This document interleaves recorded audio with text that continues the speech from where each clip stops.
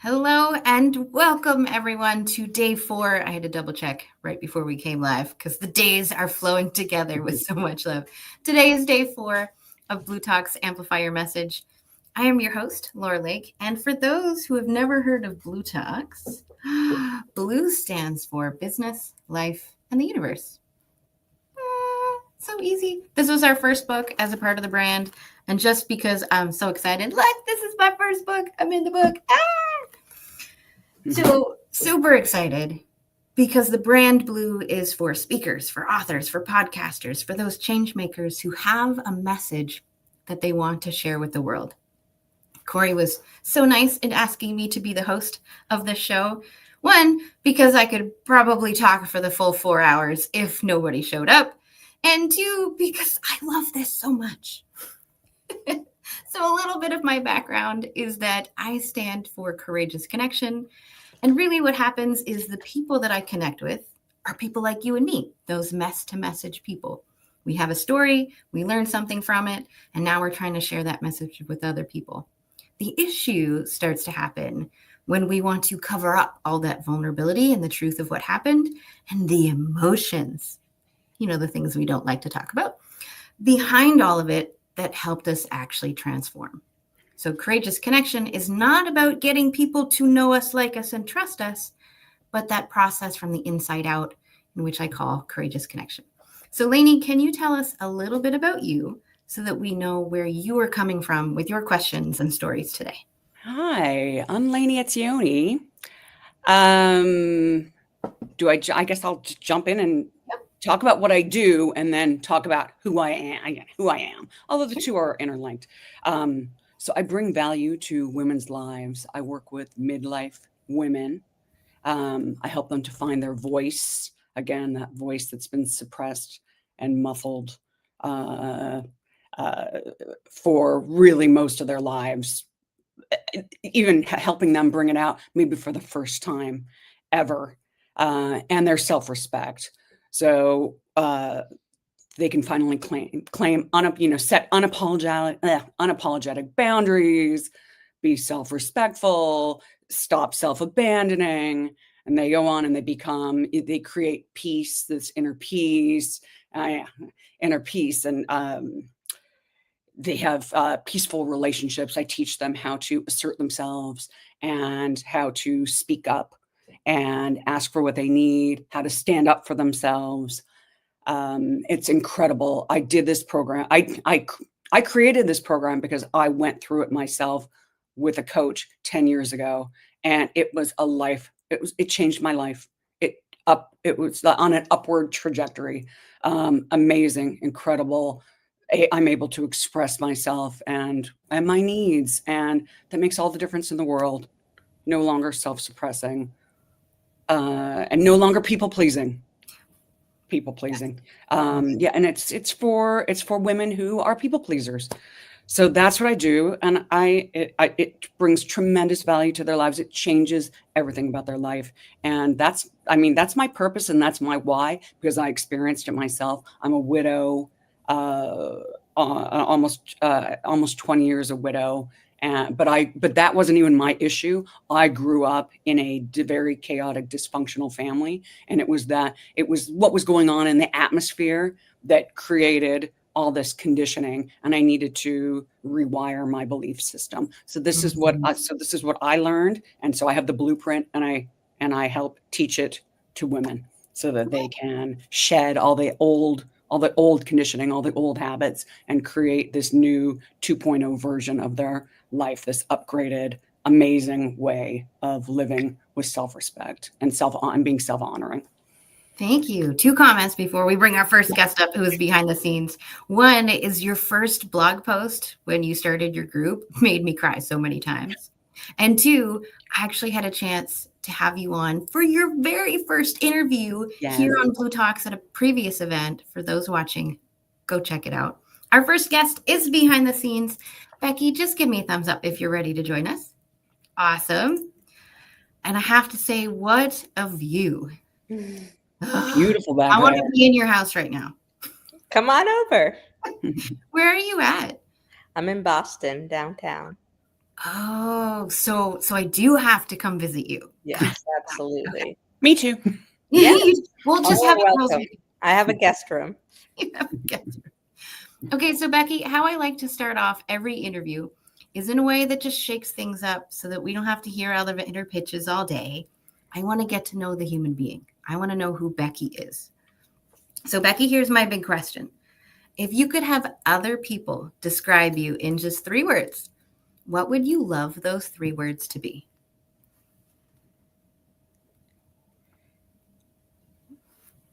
Brings immense joy. Oh, sentence. Okay. Brings. I don't know how to spell immense. I think it starts with an I. I'll check it out later. Brings immense joy.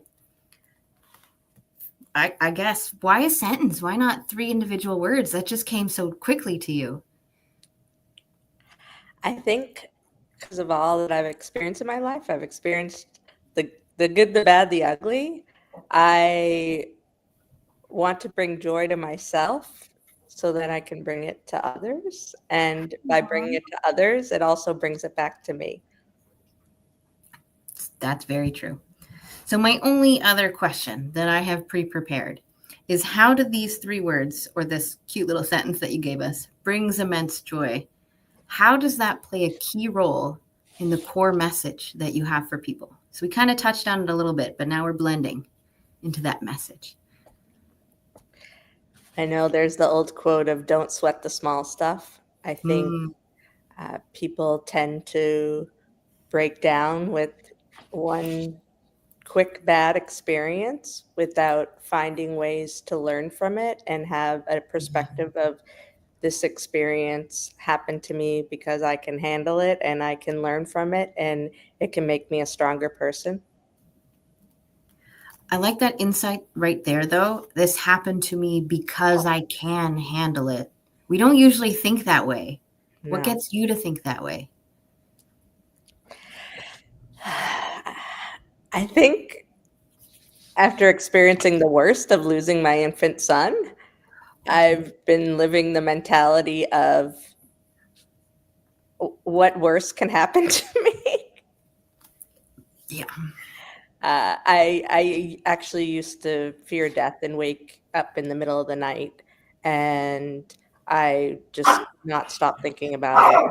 And after losing my son, if I wake up in the middle of the night, I'm thinking about other things. But I think now that I've kind of faced the fear of death and witnessed death in my own arms, I have the mentality of what worse can happen to me. So how do I figure out how to navigate what continues to happen in a positive way with a positive perspective? Of course, there will be bad and hard days, but how do I have more good than bad because I'm only here for a short time? Yeah. I did mute you for a minute, Lainie. You come off anytime you want. Okay. My apologies. The loss of an infant son is not a light conversation at all. There's so many questions I want to ask. Which one's first? Let's go back to that moment of you said you feared death and bridge it to the core message that you have of not sweating the small stuff. Before that happened, did you sweat the small stuff all the time? Like, did the little things bother you? Is that why you feared death? Or was it kind of after the loss of your son that this started happening and then you had to learn from it? I think I never thought too deep into it of why I feared death so much, but it was just constantly on my mind. I did have my first major back surgery when I was 15. I lost my ability to walk, and I did ask the surgeon if I was going to be okay. The surgeon did say that if things went wrong, death could be one of the outcomes. So I felt that I was kind of faced with death at a young age. Yeah. But he assured me that if I believed in God, that I would be okay, regardless of where I end up. And fortunately, I came out of that surgery alive and went on to live my life. but that may have kind of poked at, like, for the thought to even be there. I don't know if I thought about it or was scared about it before the age of 15. But I remember I was preparing for the surgery, and I went to a gathering where some people who I grew up in sailing were kind of wishing me well wishes. It was kind of a going away party for my surgery because none of us really knew what the outcome would be like. But I felt so isolated in that environment that was a party that was for me, but people didn't know what to say. So it was almost like I had a life-threatening illness going into this surgery because I think young kids, they just thought they interpreted me going into surgery of there's the risk of death. Yep. Ooh. And at 15, that's a heavy thing at such a young age. Yeah. But the alternative was I had lost my ability to walk. I was falling every few feet, and if there was a way to intervene, it was necessary. Or at that young age, I could have been in a wheelchair for the rest of my life, and it could have gotten worse and worse. Mm-hmm. So what I like to do is I like to label some of the emotions that we feel in those moments, just so that we can see the emotional contrast of situations. Can you describe to us some of the things that you were feeling when, like, think of the darkest part of that, the deepest part of that, the part where you're like, I don't know what's coming next. Can you describe that a little?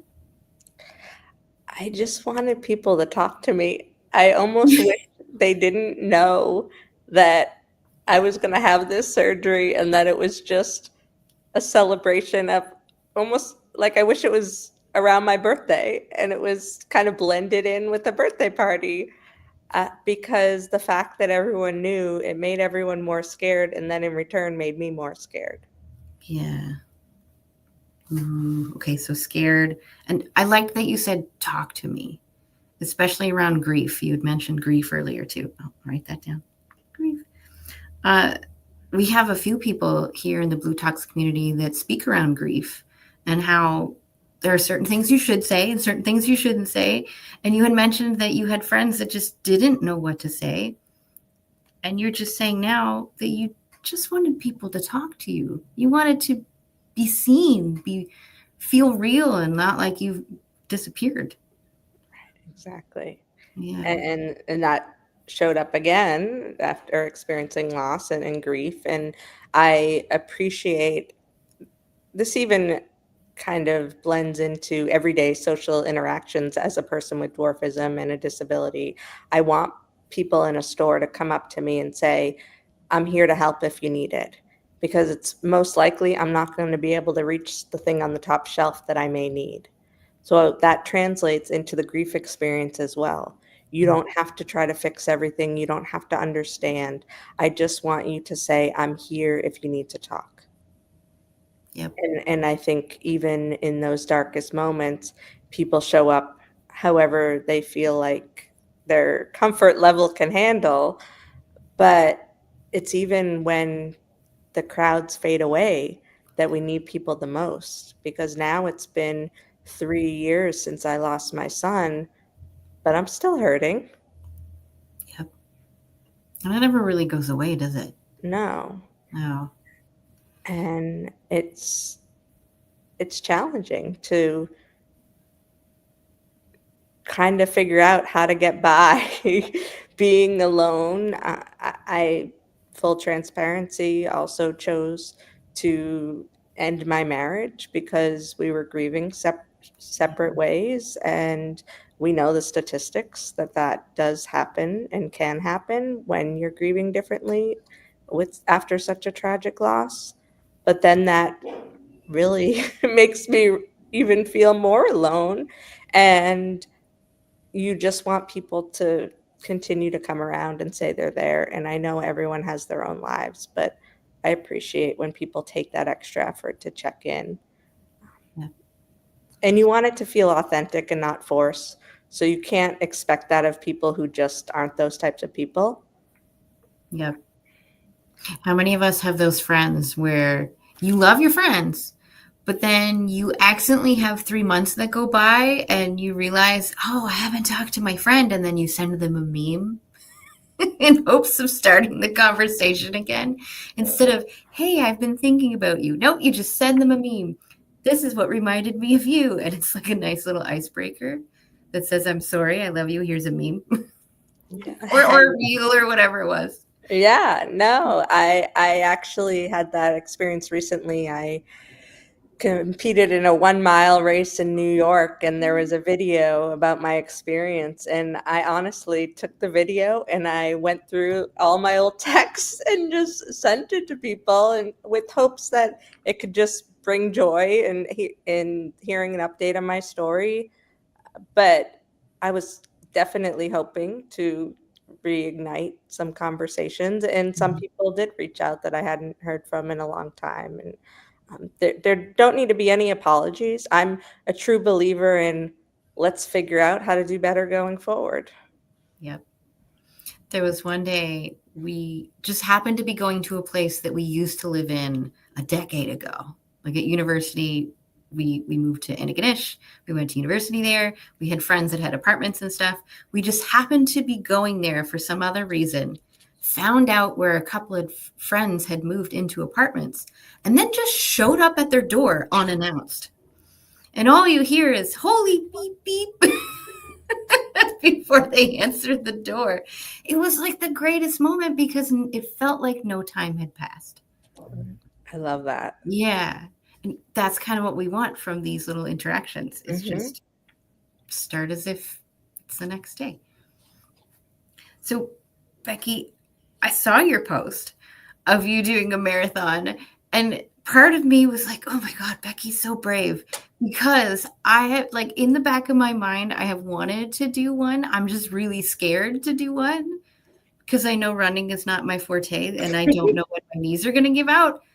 And so it scares me. So when I see other people doing things that scare me, I'm a little envious and yet also celebrating you at the same time. I will clarify, it was 1 mile, not 26.2. Doesn't matter. But yes, no, honestly, I didn't even think that I would go down this path. And I have, so just for context, I had a major back surgery, and because I lost my ability to walk again at the age of 39, and now it's rebuilding again, and the surgery required the surgeon going into the areas that were operated on in the past and performing a fusion. And it has been over 2 years of just constantly trying to figure out how to walk independently again. I utilize arm crutches at this point in the game, and also a scooter to navigate longer distances in the community. But I was told by the surgeon a year after my surgery that I still have the potential to gain a lot of strength. I was struggling with some of the deficits with my bowel and bladder, which can be a result of spinal cord injury, but she kept seeing potential in the strength. And she told me, it kind of felt like in passing, oh, you could probably do a 5K. And then I just took it and ran with it and started communicating it, because if you put it out into the universe, you got to figure out a way to make it happen. You want accountability partners. And then there was this organization called the Bionic Project, and they said, we have this race. It's a 1 mile and a 5K. You can choose which one to do. And I thought, I should probably start with 1 mile rather than just saying I'm doing a 5K right away. Yeah. So this was April of last year, or of this year in 2025. Wow. And then I posted about it, and then New York Roadrunners reached out to me and said, we have a 1 mile race. So then they invited me to do their 1 mile race and wanted to profile my journey, because for most people, a 1 mile race could take 5 to 20 minutes. But for me, it took an hour. But I was able to improve my personal record from that initial 1 mile. So as we say, like we compete against our own personal records. Mm-hmm. And now I'm working towards in November, potentially doing the 5K. There's also the 1 mile. It's through that Bionic Project again in San Francisco. And I'm going to see what I can do. But I did not think I was heading down this path, but it's been an amazing distraction from overthinking about the other deficits that I still may need support with for the rest of my life. Excuse me. So how do you take this core message of not sweating the small stuff, and how do you serve people with it now? Do you just speak about it, or have you created books or programs or something around it? Like, how do you serve people with this message? I am working on a memoir that kind of goes into my personal journey and guidance to share with people on kind of what I learned along the way. One of my biggest pet peeves is when I am just interacting with someone that I may have known for a really long time, and they start to tell a story and they say, this happened to me, but it's not as bad as what happens to you. And I always try to stop people in their tracks and say, a challenge is a challenge. Yep. I don't want you to discount your challenges and experiences. Even though I've gone through the worst of the worst, I still don't want you to feel bad for me. Yep. And I think by sharing that, this happened to me, not as bad as what happened to you, it shows a little bit of that emotion that they feel bad for what's happened to me. And it's a lot to wrap your head around if I tell you even what I've experienced in the past 3 years, even since the loss of my son. But I don't want that to get in the way of us building a stronger relationship. So I think I've kind of used the strategy so far just in my everyday interactions and relationships, but I am continuing to refine how I show up with presentations. Historically, I've been used to sharing my own personal story in chronological order, and and I'm trying to figure out, how do I put the story aside, create the message, and then integrate the story where necessary. And more recently, just because in my full-time job, I work a lot with corporations to help them with disability inclusion, I've thought about, how do we encourage people to bring their most effective selves to work? But it also requires digging deep into what else may be going on in their lives, preventing them from being able to do that. Yes. I want to just tell a short story to make reference to what you were saying with your friend who's like, my situation isn't as bad as yours. And here's how I like to frame it. And I'm just going to use you both as examples because you're here. It's not true. We're just using it as an example. If I punch Lainie in the face, she's not going to have the same experience as if I punch you in the face, or if somebody punches me in the face. It's not the thing. It's the perspective of the thing. It's how we perceive it and our reaction to it. So if you have a history of violence, you're probably going to take it either a lot worse or a lot lighter than somebody who's never been punched in the face before. It's taking your own filters into account. So realizing that other people have things happening, and I have things happening, and they have things happening. We don't need to compare. There's no comparison, because it's not about the thing. It's about the perception of it. And so I get where you're coming from, where your friend is saying you have it worse than me, because you recognize that they think their beliefs are that your experience is worse than theirs, even though they're not having your experience and you're not having theirs. Exactly. And then the reason why I often tell people, stop getting caught up in the terminology of what to call me and just call me Becky. We'll get to know each other and you'll know how to refer to me. And that's actually the title of the memoir. I know that I grew up in a very supportive household, and my parents reminded me that there's nothing I can't do. I can't speak for the other 1.5 million people with dwarfism who may have grown up in households where they weren't accepted and their families just wanted to find a way to fix them. So I can only speak for myself. And people often say that you meet one person with any type of disability or you meet one person, you're only meeting that one person. Just because you try to bucket them into a group of people who may have similar traits, they're all unique. And I have a unique perspective, and I give a lot of thanks to my parents for raising me in a supportive household. But I know others aren't fortunate for that. So when it comes to the terminology piece, the term midget is not preferred, and it is very offensive to a majority of the people in the dwarfism community. But there may be those one-off experiences where you come across someone who's like, I'm fine with that word. Like, actually, my friends joke with me all the time and use that word. That doesn't mean the rest of the community is. Exactly. And there's a lot of pressure too, because we're such a small portion of the population. There's a lot of pressure to represent the population everywhere we go. Yeah. That's a loaded question for so many people. Because I did think of like being a redhead in North America is definitely not as rare as other things, but it can be an anomaly. You go to other parts of the world, and I've heard stories of like human trafficking and people stealing you. Like I was told, do not go to Dubai because I'm a redhead.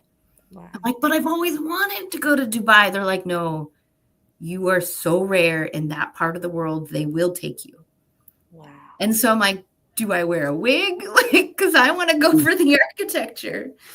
But it just like from different perspectives, when we see and hear other people's stories, we get to see how they see the world and how some of the core lessons can be translated into other things. And now we can all understand each other so much better. No, I love your puppy. We're going to pet him and love him from afar. And I do have a different perspective. I know when I walk into a room who's comfortable with my presence and who is not. I can tell by people's body language if I'm going to have a good conversation and if there's potential to build deeper relationships. Yeah. The first thing I noticed about you was that you were smiling, you were friendly, you were engaged, you had like bold lipstick. I was like, oh, Becky and I are going to be friends. And then you posted that photo of you in a marathon. I was like, oh, now I'm jealous of my new Becky, my new friend Becky. I was like, I'm just going to live through you. Yes. We're going to do all the things I'm afraid to do, and we're still going to chat about it. Yes. So, Becky, you did mention that you were on stages. So is this your only message that you share from the stage, is the diversity, the inclusion, and not sweating the small stuff? Is that your... I've always tried to use the motto of anything's possible. Okay.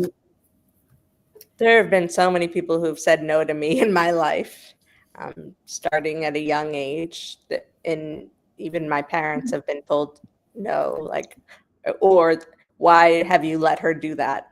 Right after college, I moved from the East Coast to the West Coast, and so many people went to my parents and said, how could you let her do that? Like, why wouldn't we? Yeah. And during high school, I was also in a sailing race, and the boat had tipped over and I was in the water, and the local newspaper captured a photo of it. And when people saw the newspaper, they again went to my parents and said, how could you let her do that? It was like, I had my swimming credentials. I was able to swim. In order to sail, you have to know how to swim. Like, it was part of the experience. Yeah. And then when I got out of college and moved out to Los Angeles, I ended up sending out 1,000 resumes, went on 100 interviews over the course of 4 months. So rejection after rejection, whether it was ghosting, I didn't hear from the place, or them telling me that they're going to work on hiring internally, or just no good reason for me to think that it wasn't because of my dwarfism that they didn't hire me. Yeah. But I often reflect on that experience, and I wish that I got more constructive feedback. I was going up to 4 interviews a day in Los Angeles, traffic, like, it's most likely I wasn't looking put together or bringing my best self to each of those interviews. But nobody told me, so I was under the assumption that I wasn't able to get any job because of my dwarfism. Then I went through some temporary placement agencies where I could go and show up and show my problem-solving skills. A lot of people with disabilities, we're all known for problem-solving skills, living in a world that's not made for us.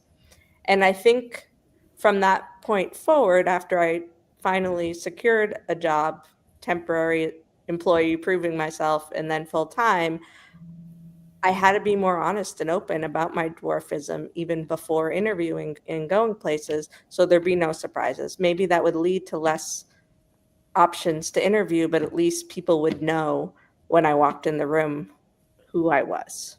Yep. And I think because of all those experiences, I just had to continue to strategize. How do we figure out how I can get in those rooms where I would want to be because they're accepting and welcoming?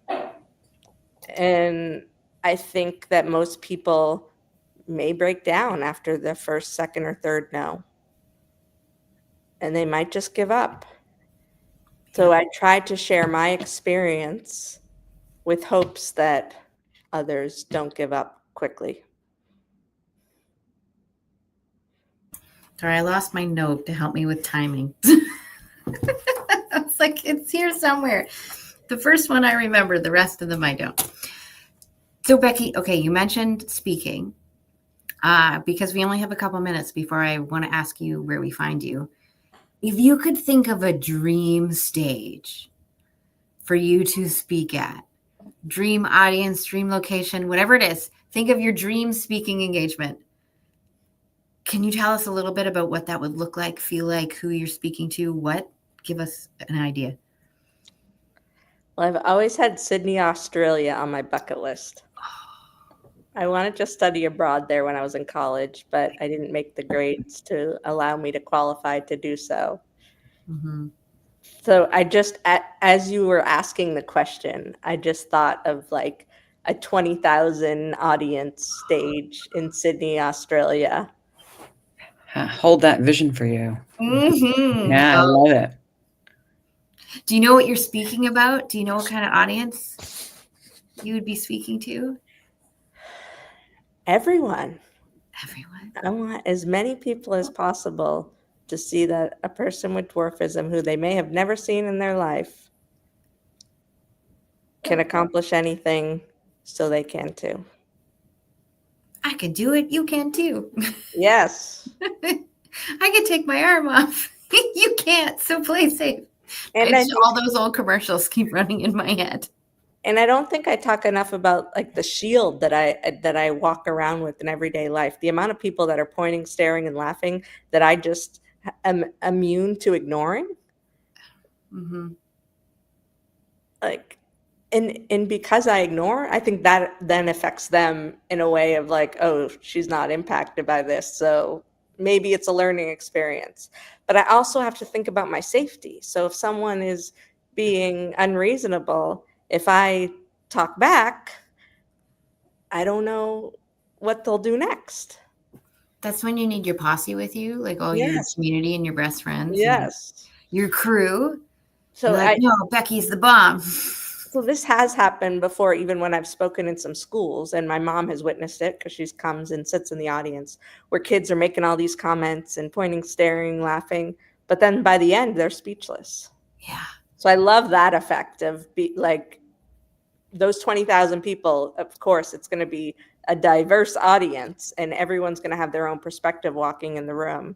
Mm-hmm. But how can we change their minds for when they walk out of the room? Mind blown. I could see it. I totally could see it. And I think that the reason why I continue to share different facets of my story is there are different parts of my story that others can relate to that have no relationship with disability or don't think they have a relationship, like being a mother, losing a child. I've connected with more people who have not lost a child, but they can't imagine losing a child.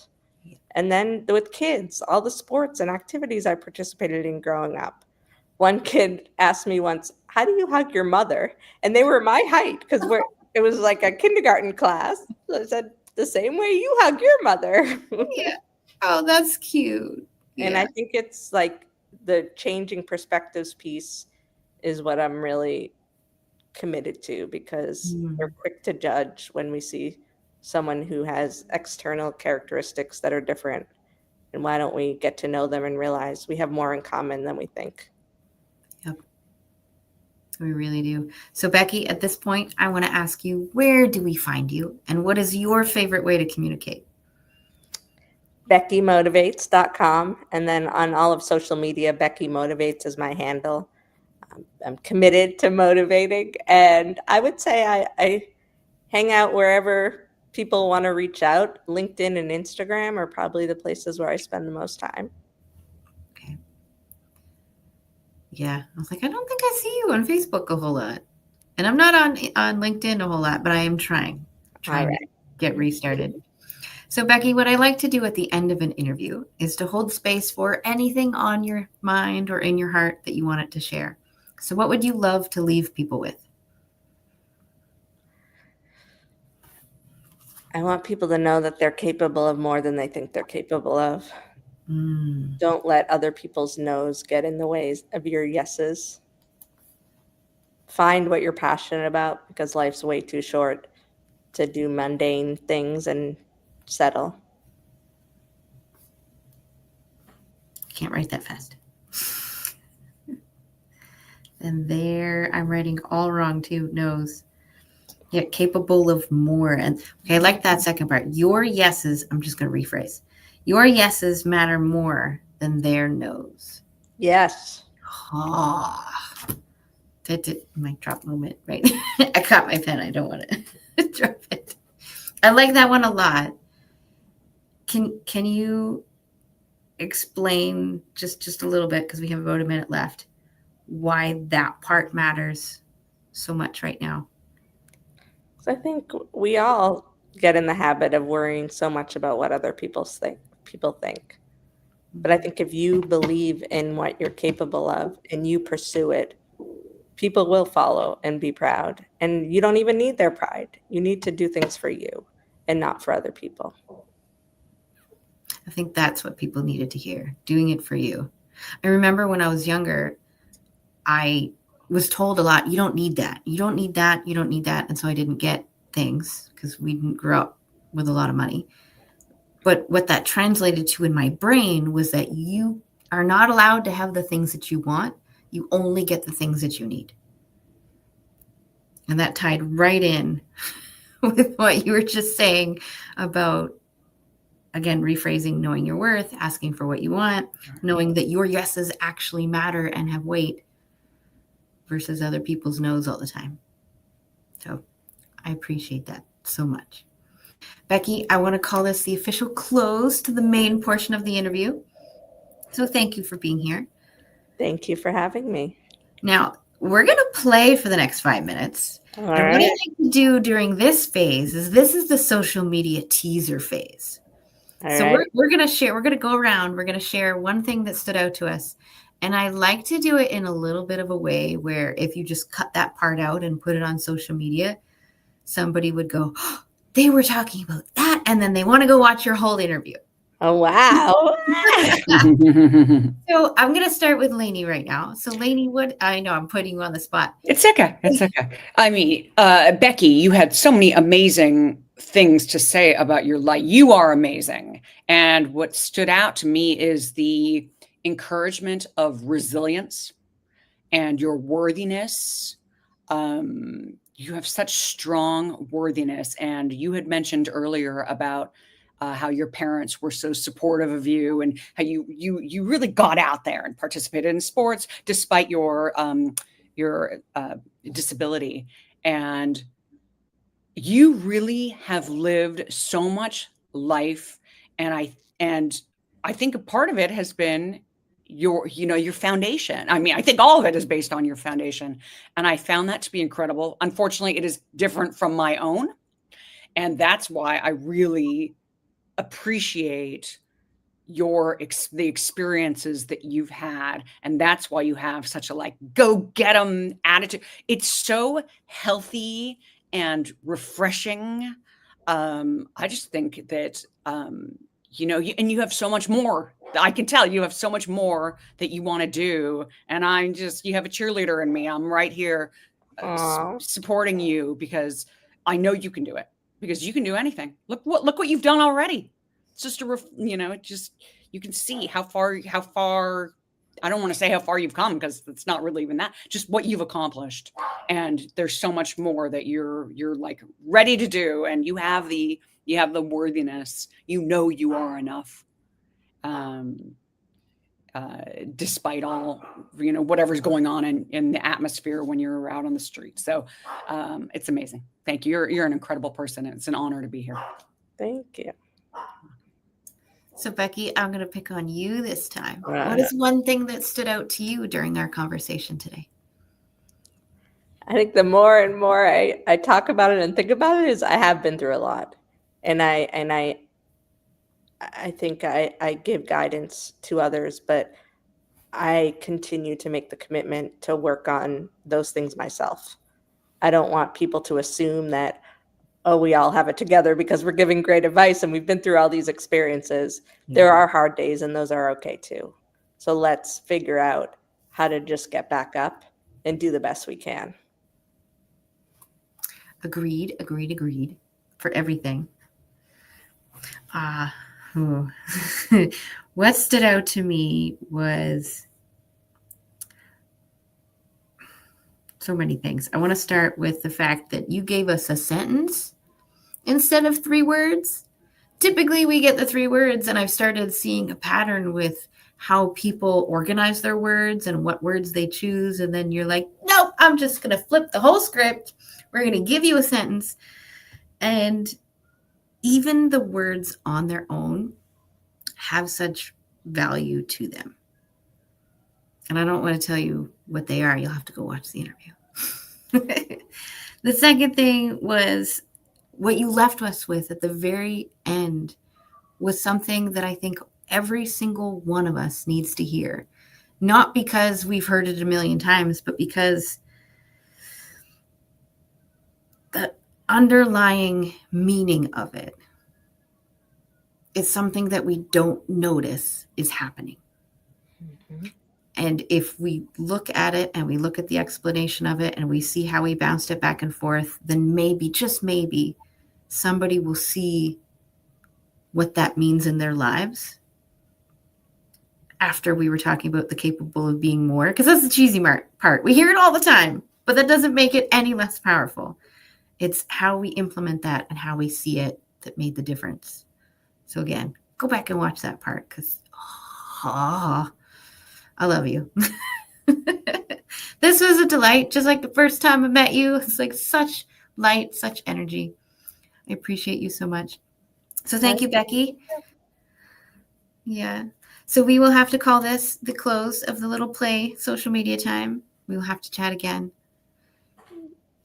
Yeah. Thank you, Becky. Bye. Thank you. Thanks, Becky. Oh, there's the button. Okay, so our next guest is behind the scenes. Dr. Jacqueline, just give me a thumbs up if you're ready to join us. Oh, always right at the right time. I go to press the button and then everything moves. Hello, stranger. Hey, Laura. It's been a long time. I know, forever. Not even one day.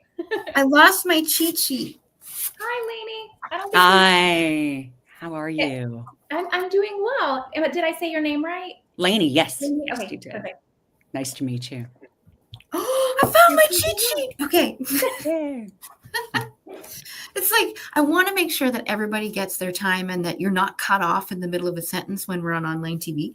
So I'm putting my cheat sheet right here in front of me so that I can finally relax. Okay. You did great anyways. Thanks. So Dr. Jacqueline, after your experience of being my co-host earlier this week, you have a little bit of an insight of how this might go. A little bit. Yes, I'm prepared. I have my 3 words. Mm-hmm. So I'm gonna also bring Lainie into this. I will talk forever, Lainie, and I always have a question. So if you have one, I will defer to you every time. I appreciate that. Thank you.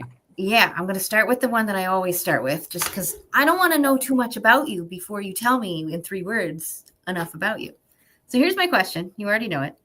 If you could have other people describe you in 3 words, what would you love those 3 words to be?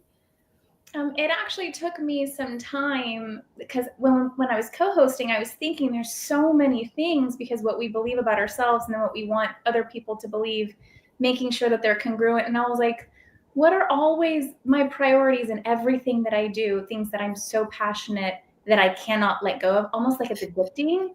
They have to be transformation, inspiration, and empowerment. So when I thought about it, I was like, that should have been so easy, but transformation, inspiration? Yes, ma'am, and empowerment. And empowerment. Okay. Empowerment, swirl. Okay. So then how do those three words, transformation, inspiration, and empowerment, how do they play a key role in the core message that you have for people? I've always wanted to protect people that couldn't protect themselves since I was really, really young. It goes into how I was with my friends, how I was in the military. I did 6 years in the Marine Corps, and then and so over time, I learned the most powerful thing is knowledge. Like when you give somebody knowledge and you support them in applying that, they have to grow. So then they inevitably transform, but they need the support. And it's hard. Sometimes it sucks and you don't want to do it, but you still need to, or you really, really should, or you want to, but it's just, you have so many blockages and barriers. So they need to be inspired along the way, and they all kind of morph together. That's what my leadership development trainings are about. That's what my keynote's about. And then that's what I radiate to everybody all the time, just because I love watching people grow and transform, and I love to support them in it. So it kind of goes into everything. That explains you being super excited co-hosting. You're like, I see your growth. I needed it. It energized me for the rest of the day. I was like, oh, what was it, like 4 hours? We were live, and I was like loving every conversation we had with anybody. It was great. The problem is trying to sleep afterwards. Yeah. It's so hard. Oh, and because we were playing with it on my watch, right? It's taking data the whole time. We were talking about how much energy these kinds of conversations bring. Mm-hmm. And I wanted to know on a more than just one interview basis, how much something like this fills me and how much it'll affect my body battery. So how much my energy is drained. So far, every single day, you get the up at nighttime.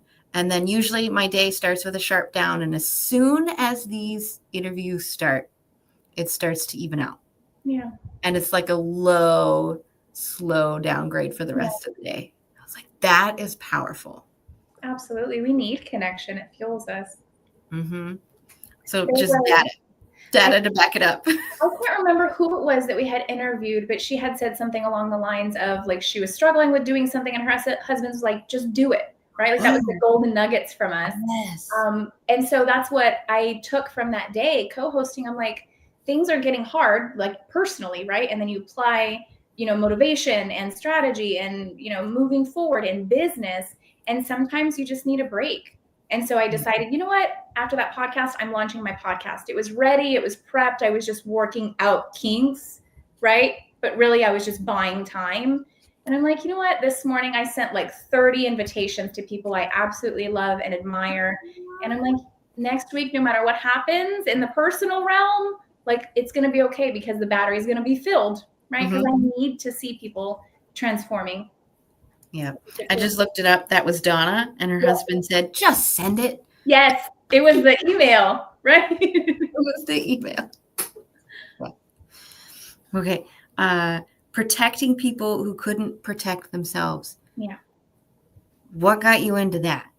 And you mentioned leadership development was a part of that. Tell us the story. Oh, the story. It's so long. We don't have time for that, but we actually have a good amount of time. I actually grew up in a pretty chaotic home. We didn't know when we would be safe and when we wouldn't, or like when we would or wouldn't.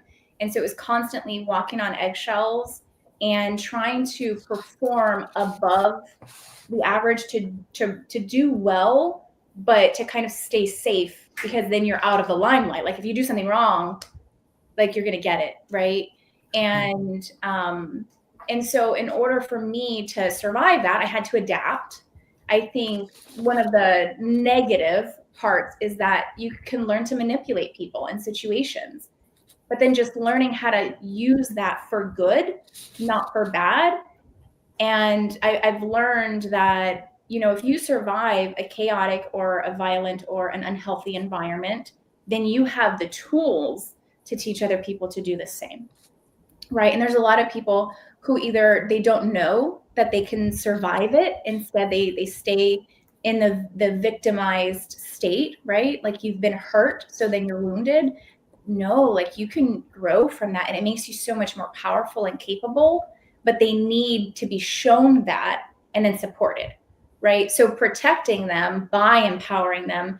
And I don't mean to enable anybody. I actually don't really like that route, because I feel like you take a gift for somebody to develop their own resiliency when you give them things, right? But to support them through it, that's huge. And I feel like that's a huge way to protect people. Yeah. Sometimes it's hard to know when to give and when to hold space or support. Because I know that if somebody, let's say they're just really spiraled down, okay, they're in that desperation phase. They're not thinking of anything else. Right.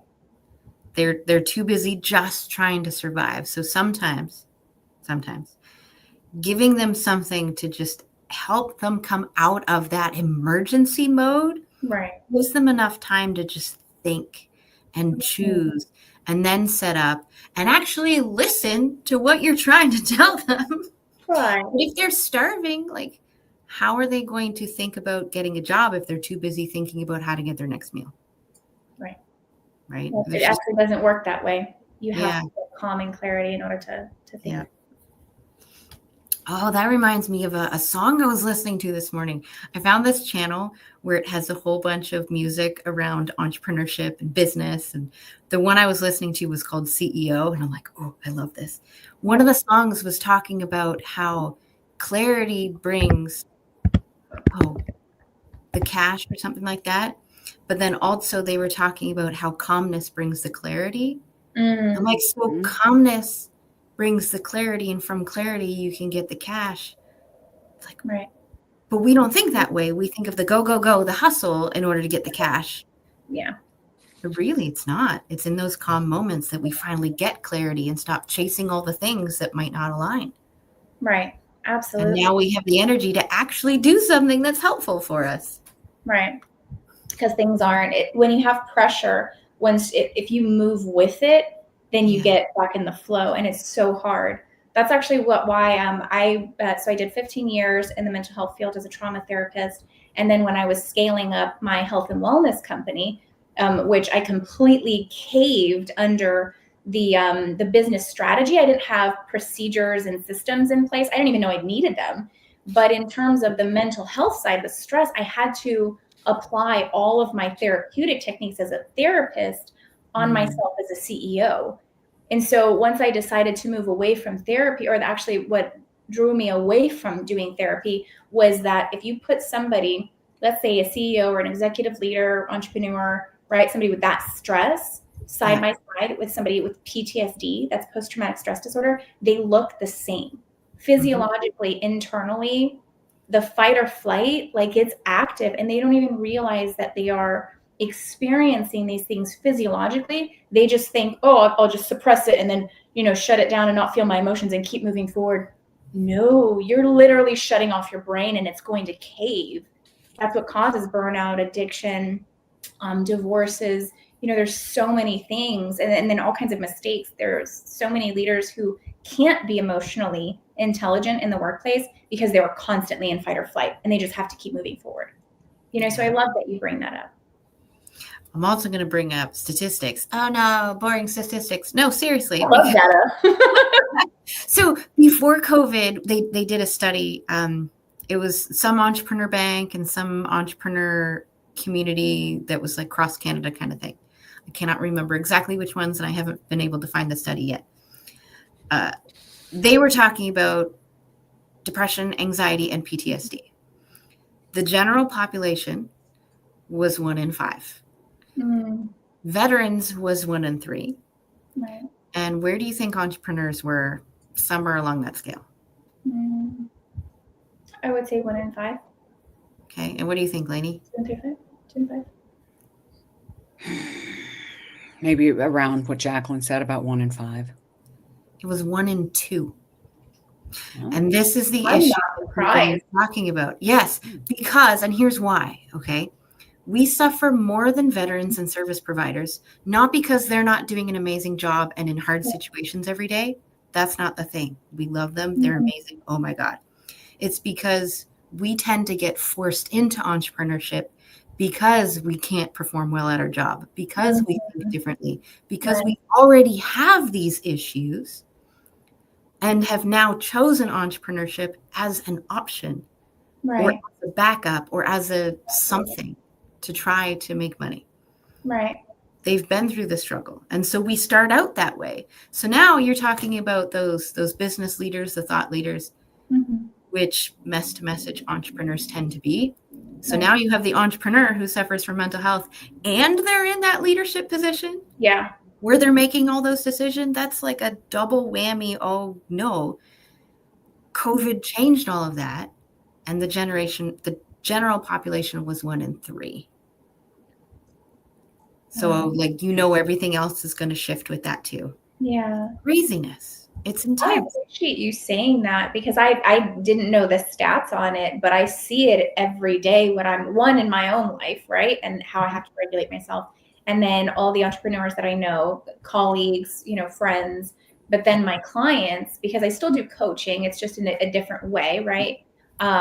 But when I do the training and the keynotes, it's more to bring it to people's attention and to show them, because we do different skills and exercises and things like that, and they get to see it firsthand coming from their nervous system. So then it's like proof, like, hey, this was locked in your nervous system. We need to pull it out, and it's okay. Yeah, you can hold it together to, take care of business, but you can be human too, like on the other side. So Lainie, do you just work with women, or? Yeah.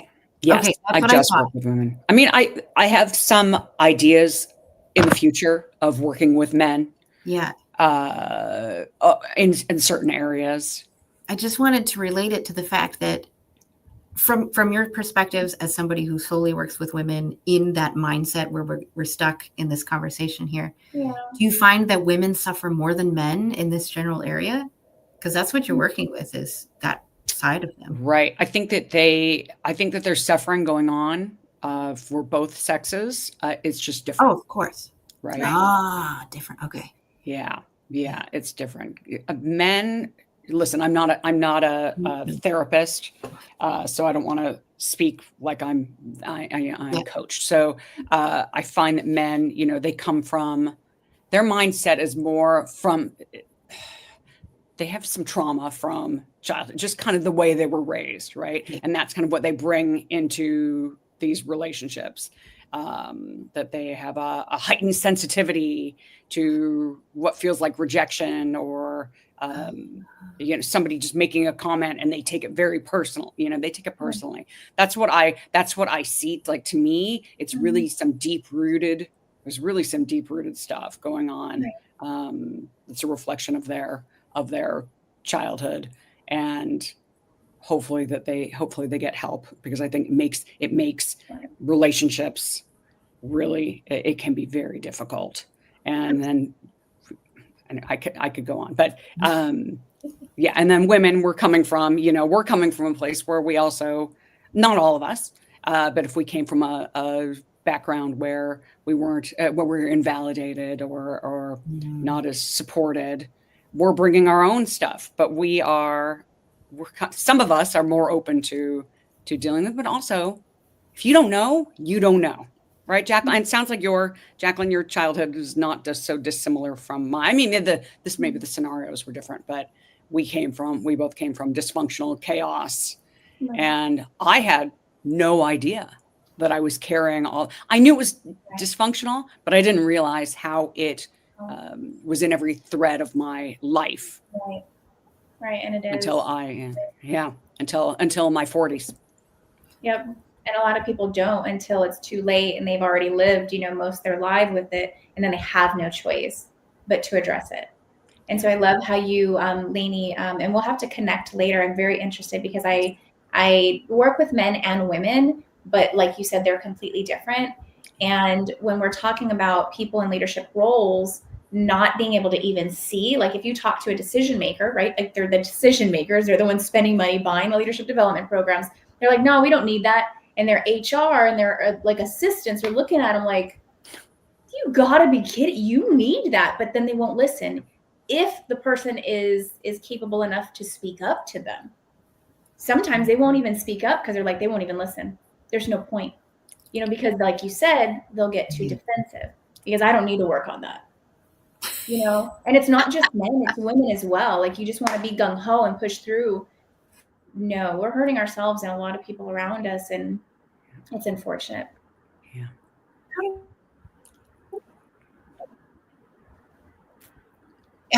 Oh, you can hear me? Huh? You were cutting out. Lainie, can you hear her? No. Yeah. Oh. Laura, we can't hear you. There, I heard your oh. Yeah, that's all I heard also. So in reference to what you were talking about with women though, yeah. I feel like more women gravitate to me to work with me, even though I'm open to working with both. It just happens naturally. But I also noticed that in business, in decision making, we women, because we're more right hemisphered, which is more emotional, creative, connectivity, or creativity, that connection, it makes us a little scattered. So we actually work better in cycles instead of so rigid. Yeah, we have the left hemisphere of our brain too, right? Which makes us more focused, disciplined, holds us accountable so we can be contained. But that's not our dominant, right? So we need to try to do a little bit of that, but then let ourselves be a little flowy a little bit more.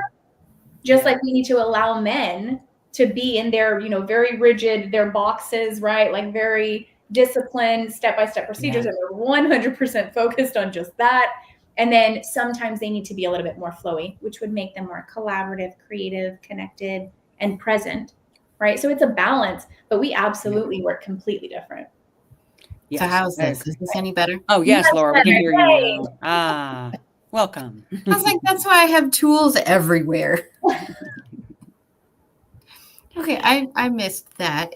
When I switched my microphone, everything just kind of went.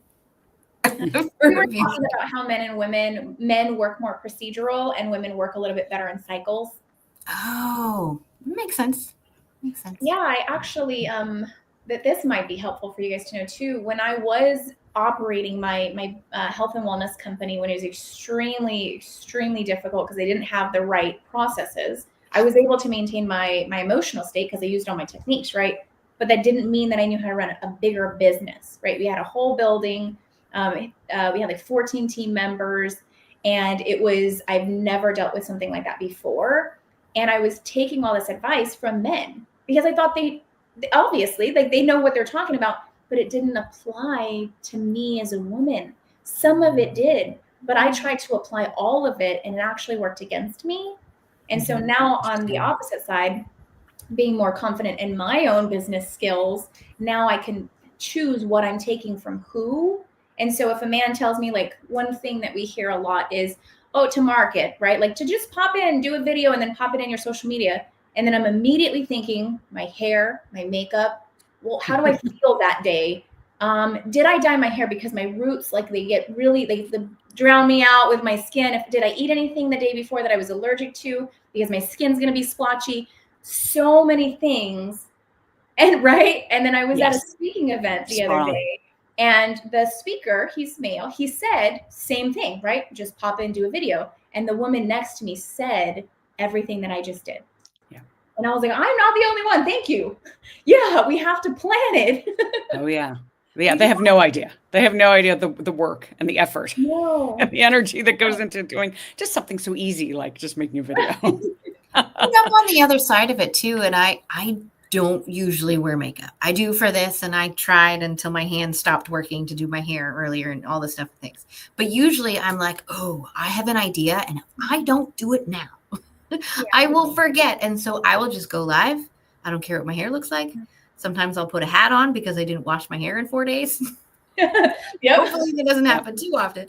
Or, you put it up in the messy bun. But I'm to the point where I used to care more than I do now until I realized that it's too important. Just like that, just send it email. It's too important not to share.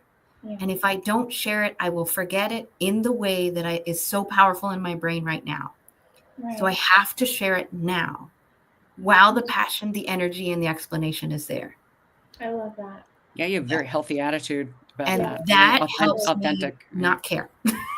That is beautiful. I can't not care, right? But but what I did decide to do is I go hiking every single week. That's just my grounding time. And I have my hat because, right, you need a hat. And I'm like, you know what? Screw. So you have this specific thing it's just you're in your element. And I'm like, you know what? If I share that, my hair won't be done, my makeup won't be done, and I'll be in a racerback, right? Because I hike, right? It's hot. And I'm like, let's just go ahead and do it then. Because if I plan it where it's already going to fit in, then it makes more sense. But then I get rid of all of the buts, right? So again, it's still working in cycles and a little bit less caring. I don't think I could ever get to I don't care at all. Maybe I'll send you a video when I wake up tomorrow morning. I'll just record myself. Hey, Laura, I just want to send you a quick video. Tell you I was thinking about you. I guess I'll explain it this way. My mom never wore makeup. No. Maybe lipstick to somebody's wedding here and there. Most of my friends were guys. And I never learned how to do it anyway. I still don't really know. I had to get a professional lesson for my own wedding. Oh, wow. Yeah. My daughter taught me, so I get it. Okay, my daughter's taught me a little bit too. Yeah. Yeah, that's good. But we need to be watching more TikTok tutorials or YouTube tutorials on on how to do our makeup well. Yeah. Actually, I have no idea. Also, I think I've just this week learned what toner was for, and my daughter taught me a little bit about finishing powder. I was like, why?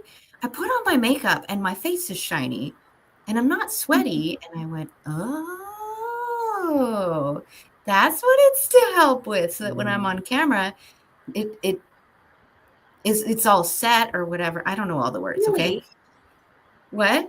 I didn't know that because that's one of the reasons why I wear makeup, because I normally just wear mascara, but on screen, which so many podcasting videos, all that stuff, right? It's literally just like you said, it gets splotchy, not splotchy. Yeah. Shiny, but it looks gooey. That's what it looks like on a camera. Like you put slime on your face. Yes. So what is it? That's exactly. I go and I blot afterward or like right before. So what does the toner do? No, not the toner. The toner. The powder. What was the finishing powder? Is that what you? Yeah, finishing powder is what most people use. But my daughter has a powder foundation, and that's what I use to finish my makeup. Because I'm lactose intolerant and I ate chocolate. So my face is not great right now. So I put makeup on, so it'll be nicer for this. But then I'll put the powder foundation over top because it's not quite my color, but then it gets rid of the shiny. Yeah. And I'm like, ooh. So now I may, because it's almost gone, so I may have to go get finishing powder or whatever. And then powder. I need somebody who knows more. I need an adultier adult. Right.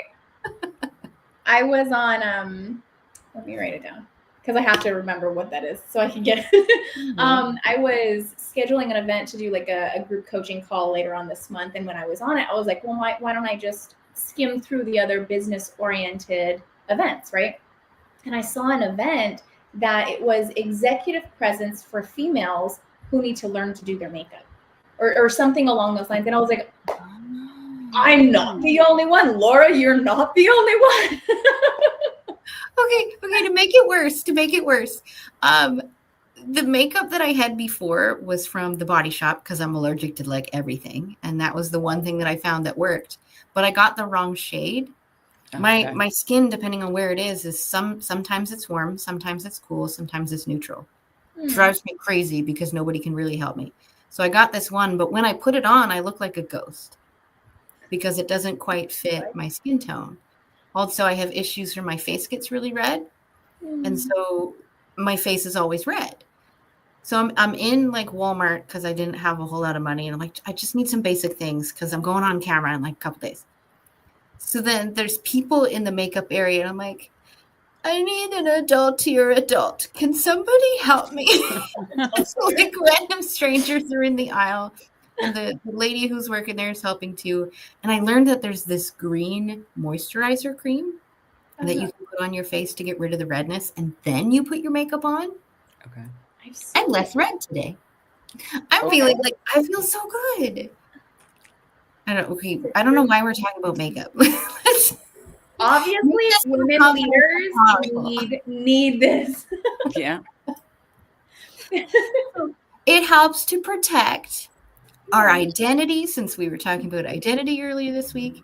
It helps to protect our confidence. It helps to protect our self-esteem. And when we feel this version of ourselves that we want to be, because I'm bringing it all in, then we help get our message across instead of us feeling self-conscious and holding it all back. There, I've looped it all in. Very nice, very nice. Because I also think that it's fair for us and needed to normalize that we have insecurities. We're not perfect. You guys were just talking about that when I popped in. I think what was the previous guest? Becky. Yeah. We were talking about like, you don't have it all together. It's perfectly okay. Like you have bad days, you have insecurities, and you have struggles, but we are all helping each other, and we're all just doing the best that we can with what we have. So you, Laura, might know something that I have no idea, like that statistic. I have no idea that, but just because I do leadership development doesn't mean I know absolutely everything. Lainie, the same thing with you. I'm sure you know plenty of stuff that neither me or Laura know anything about, just sharing the wealth. Normal. Yeah, I should send you her first blog post because we did her interview at the last Blue Talks event. Yeah, it was her first interview ever, and I was like, oh my God, this is great. Like, I'm so excited I get to be a part of that. And then she starts a Facebook group, and then she puts up this very first blog post, and I start reading through to learn more about Lainie and what it is she stands for. And all she did during that whole blog was call out all my insecurities, all the ways that I had grown up, all the thought processes I'm trying to relearn and re-educate and reparent. I'm like, I experienced them too. Yeah, my unbecoming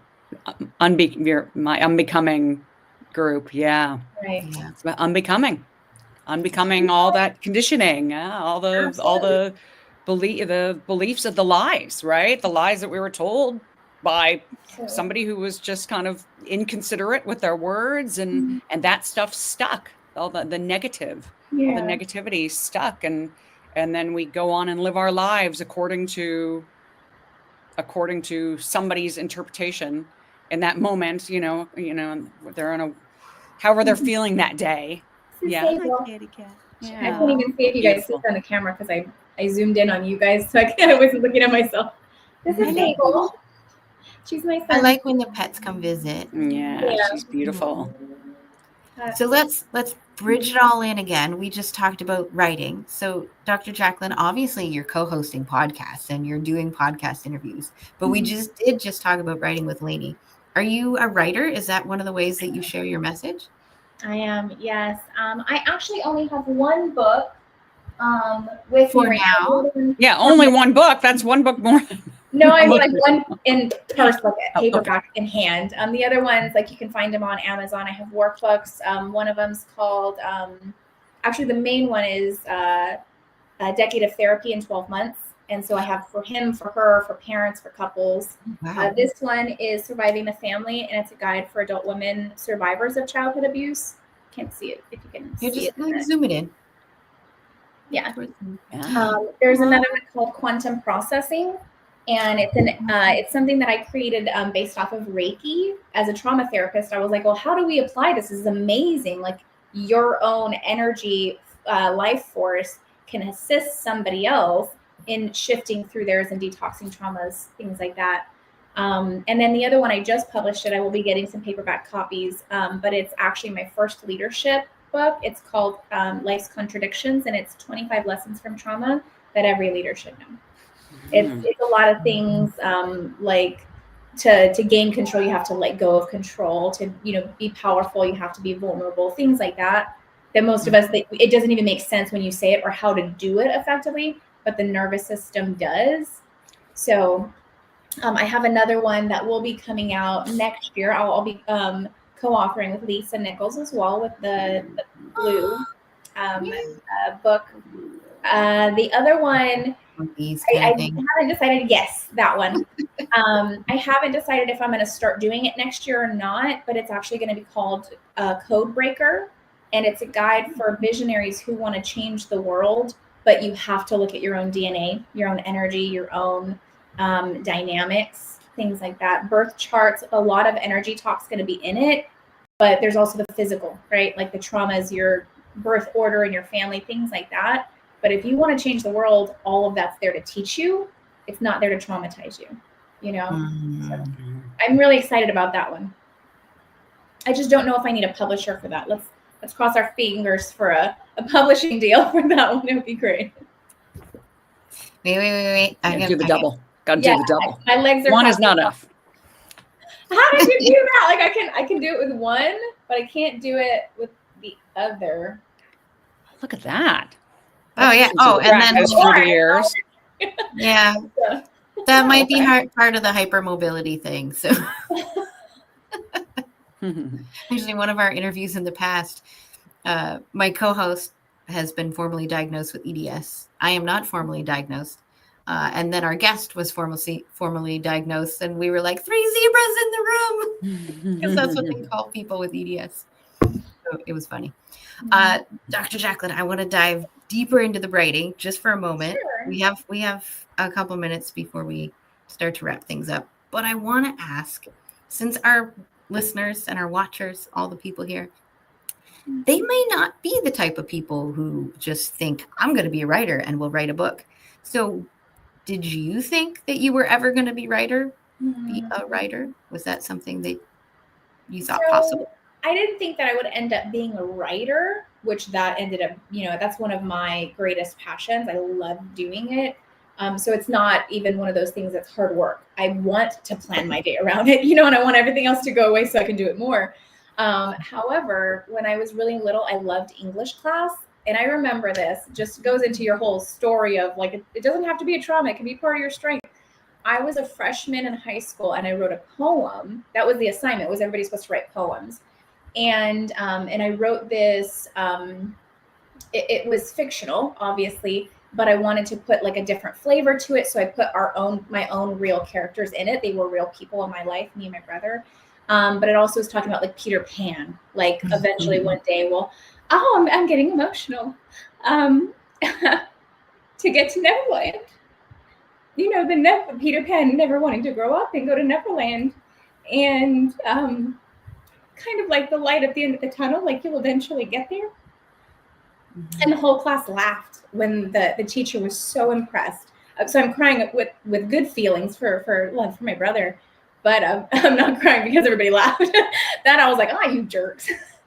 But everybody in the class laughed, but the teacher was so impressed with it. He's like, you have an amazing skill, but it was anonymous. So nobody knew who it was. He just picked it out of the bunch and the teacher read it. He's like, this one, it stands out. I really want everybody to hear it. And when they were laughing, I'm thinking, I'm never going to write. And eventually it ended up being something that I absolutely love doing. And it's hard to get me to stop because I get into the flow and I really love whatever knowledge I have, I want to give it to people. And it's not in an egotistical way. It's because I want you to be empowered by it. If it can help you, I want to tell you, so I don't plan on ever stopping. Aww. I'd like to hear the stories behind it, because not everybody thinks of themselves as a speaker, a writer, an author, whatever it happens to be. Sometimes we fall into it. Sometimes it's a skill that we learn. Sometimes we feel like we're forced into it, but in a good way. Right. I just need people to know that there are so many ways, so many to share your message. Absolutely. And it doesn't have to be these core 3, but sometimes it is. Thanks for making me cry, ladies. Oh, I expect that today. It's a beautiful story. I hope somebody cries. No, I want to read your poem now. Huh? Do you happen to have a copy of it somewhere? No. No. I got out of Dodge. I was a junior and I did my junior, my senior year together because I was like, I got to go, guys. Like, I can't be here. I went overseas for 6 years in the military, and I've only visited home maybe a couple of times, but like there was a time. It's another sentimental. Do we have time for a quick? About 2 minutes. Okay. Well, we were talking, me and my brother, about not having anything from our childhood, and I was like, I have two things: a Donald Duck cup and an apron. I'll keep the apron. I can give you the Donald Duck cup, but neither one of us kept anything from our childhood. All of it was gone. And so him and I are determined on creating a legacy for ourselves and for our name, because we both have the same name. I still have my maiden name. But no, I don't have the poem, but that kind of goes into the line. Yeah. Aww. You may have to rewrite like an adult version of it. Oh, yeah. Yeah, well, I mean, it brought out emotion. So, yeah, I should. Actually, if I do, I'll send it to you. Oh, yes, please. Yes, please. Okay, so at this point in the interview, as the sun is shining on my face, making me feel all good, making me dark, I want to know, where do we find you, and what is your favorite way to communicate? My favorite way is via LinkedIn. You can just look me up, Dr. Jacqueline Campbell. It's comma ND, comma LPCS. Those are the credentials at the end of my name. However, you can also go to my website, drjacquelinecampbell.com, and the doctor is not spelled out, it's just DR. That was nice and easy. See, you did all these things really quickly. It's all good. So this means that we have like 2.5 minutes at the end of your interview. No, I like to hold space at the end of an interview, just in case there's something on your mind or in your heart that you wanted to share with people. So what would you love to leave people with today? I love it when you were asking the other interviewees that too. The only thing that I would say to people is to just be kind, spread love, spread gratitude, and even if people don't deserve it, it's fine. Just do it anyways. I know it's hard, but it's going to help you be a better person and a better version of you anyways. And we need less negativity in the world. You know, you don't want it coming back to you anyway. So just, no matter what happens, just give love. Can I offer a reframe for that last little part? Absolutely. Okay. Only because I've had to learn this too. So the whole, that person doesn't deserve love. I know. You already know this. It's just kind of a reminder, because I need people to call me out too. When somebody's acting out and we feel like, I don't want to love them right now. Right. Because they're lacking that love that's causing them to go down that spiral of negative emotions to wherever they are on that spectrum. Absolutely.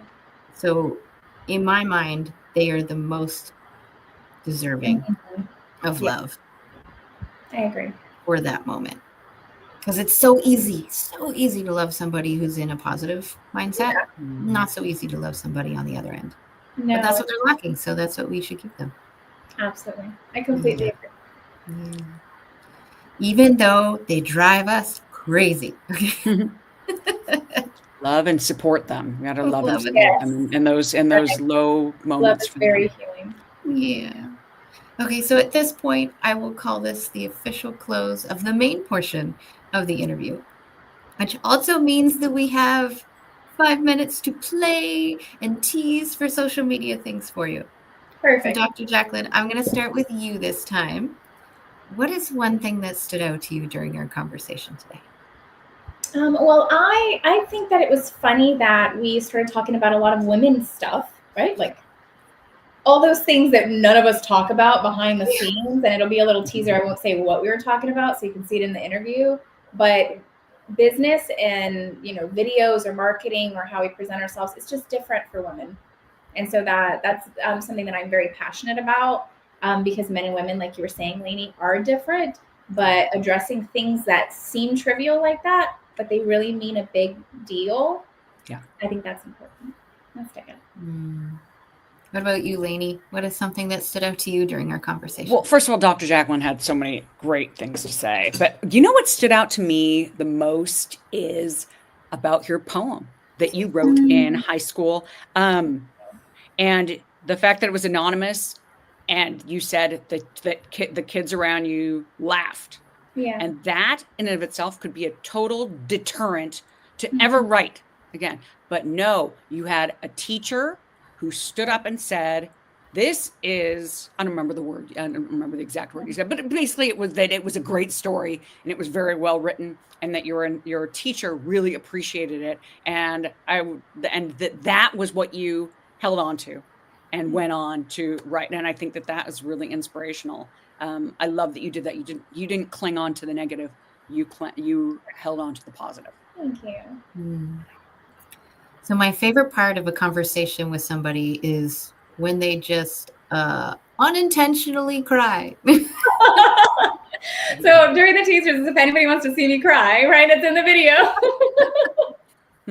But it's because I like when people allow themselves to feel the deeper feelings, especially in like this semi-public way, which can be more public later, because it can be so vulnerable. Yeah. But yet when we allow ourselves to feel those feelings, whether they're the good or bad or anything uncomfortable, we'll just label them that way, then I finally feel like I'm connecting to Dr. Jacqueline, Right. to whoever it is that I'm talking to, because they're not editing themselves for me.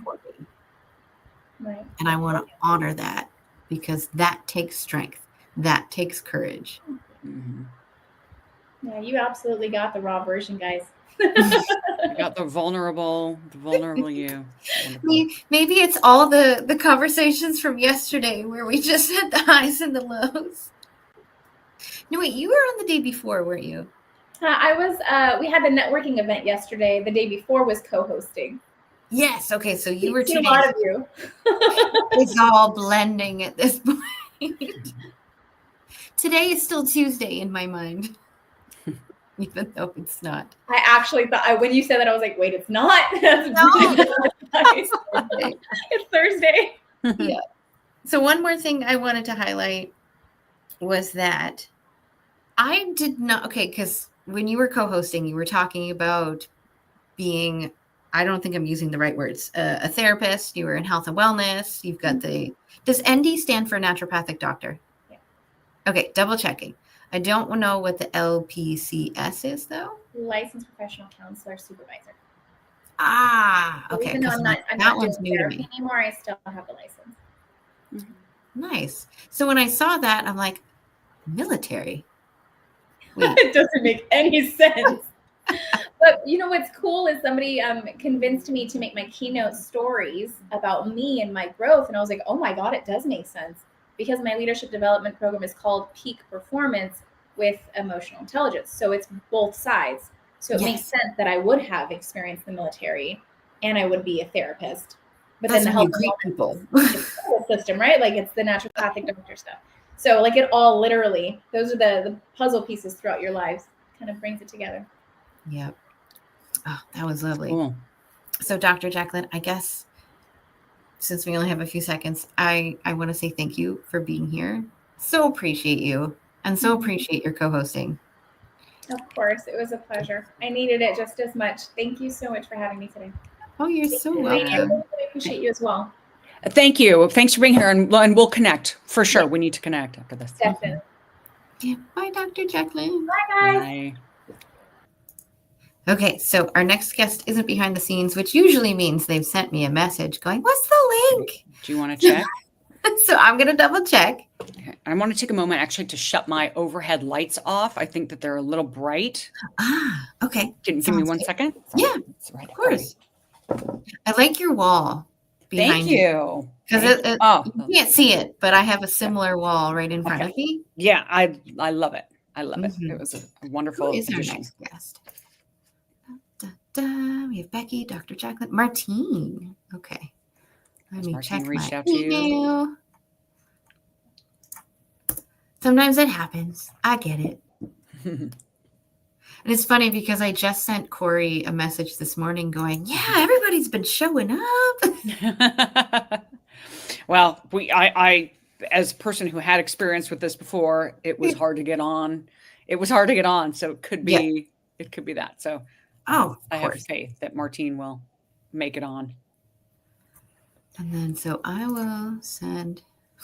That's the worst part is now I have to search through the umpteen emails that I've sent to who knows how many people. Interview links. There we go. We're we live ready right for now? you. Like, is this actually? Oh yeah. Yeah. Oh, Yeah.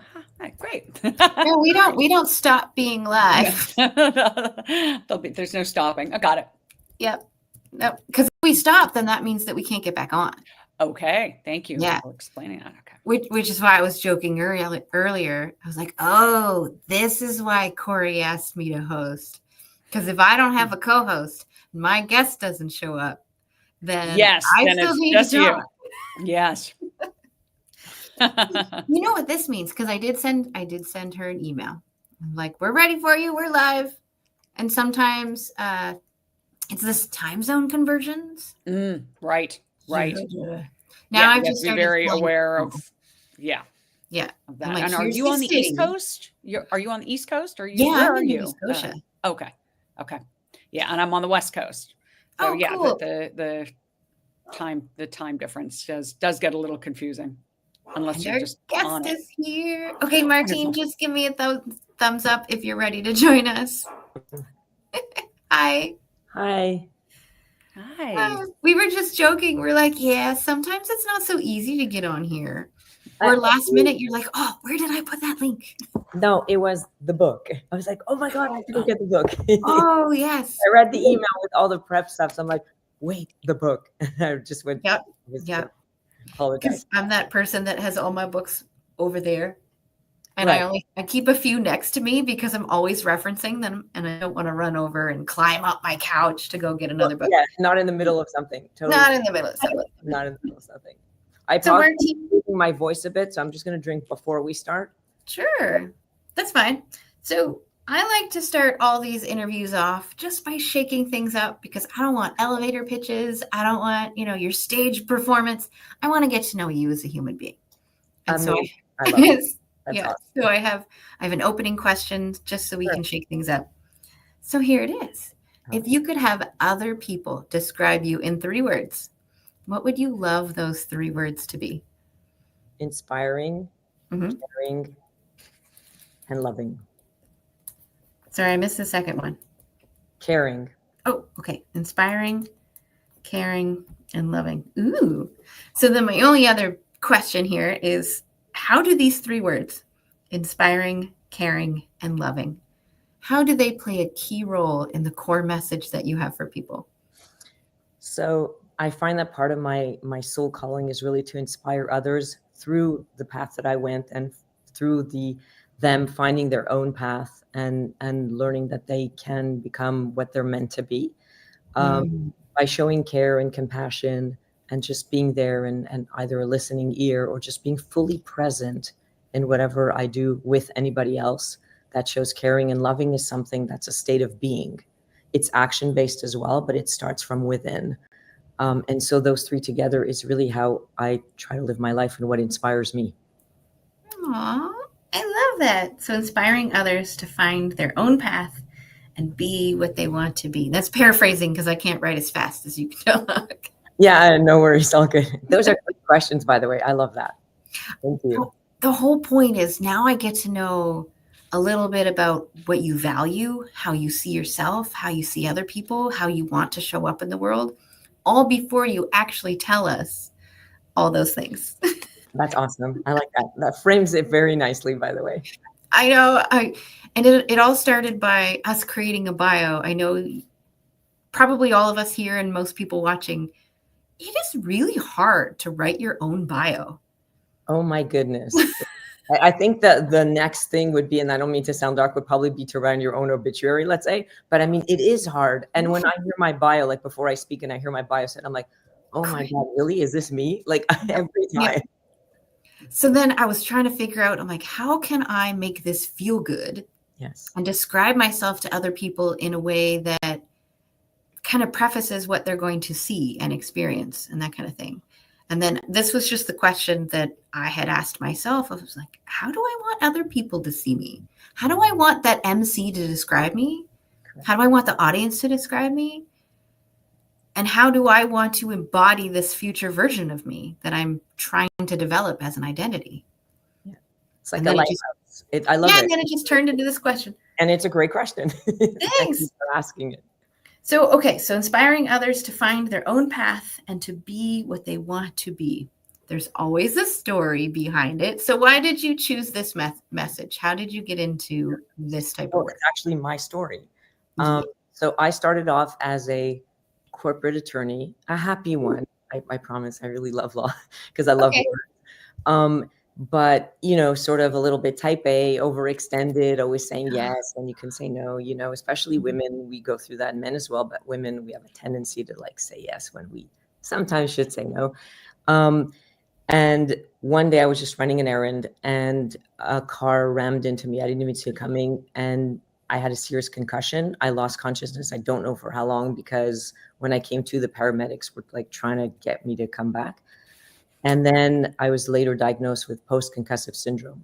So going from a successful attorney who loved her brain, did not even realize she had almost become identified with her brain. So it's I'm my brain is me, to somebody who would not be able to understand a sentence and put words together. My kids would speak to me, and my family would speak to me, and by the end of the sentence, I didn't know what they just said. I understood each word separately, but not together. So that's a huge sort of from 1 minute to the next. It really teaches you to appreciate life, but it does something else. For me, it sort of thrust me into this very frightening, dark sort of existence where I was I don't know who I am anymore. I can't feel like me. Is this permanent? Is this not? When you're diagnosed, by the way, with post-concussive syndrome, they give you approximately about a year, and then they'll let you know if you have any residual brain damage. And I'm oh my God, what? It's totally frightening for somebody like me who identified so fiercely with their brain, but without knowing it. So I didn't know what to do, but I certainly didn't want to have regrets. So I just went inwards. There's some sort of intuition or instinct or whatever you want to call it, that maybe just go inward and start facing this darkness, facing this fear, and figuring what it is. And I really call it the blessing of a dysfunctional brain, because when your brain's not in your way, you have no mind chatter. You have no story around anything. You have no judgment. You have no self-criticism. You're not afraid to feel the fear. You're not afraid to feel anything, no matter how intense. And that's what started happening to me. I started realizing what I call my inner landscape was full of weeds, layers, what I like to refer to them as, which are limiting beliefs, things that come between what you're meant to be and what you can step into, and yet there's something holding you back, and that something holding you back is not you. It's some sort of fear. And then there's mental constructs and identities. Mine was my brain. And then there are sorts of layers, mine was definitely perfectionism, and also just societal conditioning, right? And early childhood conditioning that we don't realize we bring along with us for the ride, even into adulthood, simply because we are not aware that it's still there, and you don't just grow out of it. You have to actually work through it.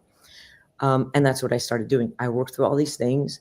And as I started working through them, I started feeling like myself again, but I was still not unconcussed, so to speak. My brain was still not fully functional again. So I was oh my goodness. And then I had another question for myself, which was, how am I aware of what I'm doing? I can't have a conversation with somebody and I don't understand it. I can't filter the outside world so well.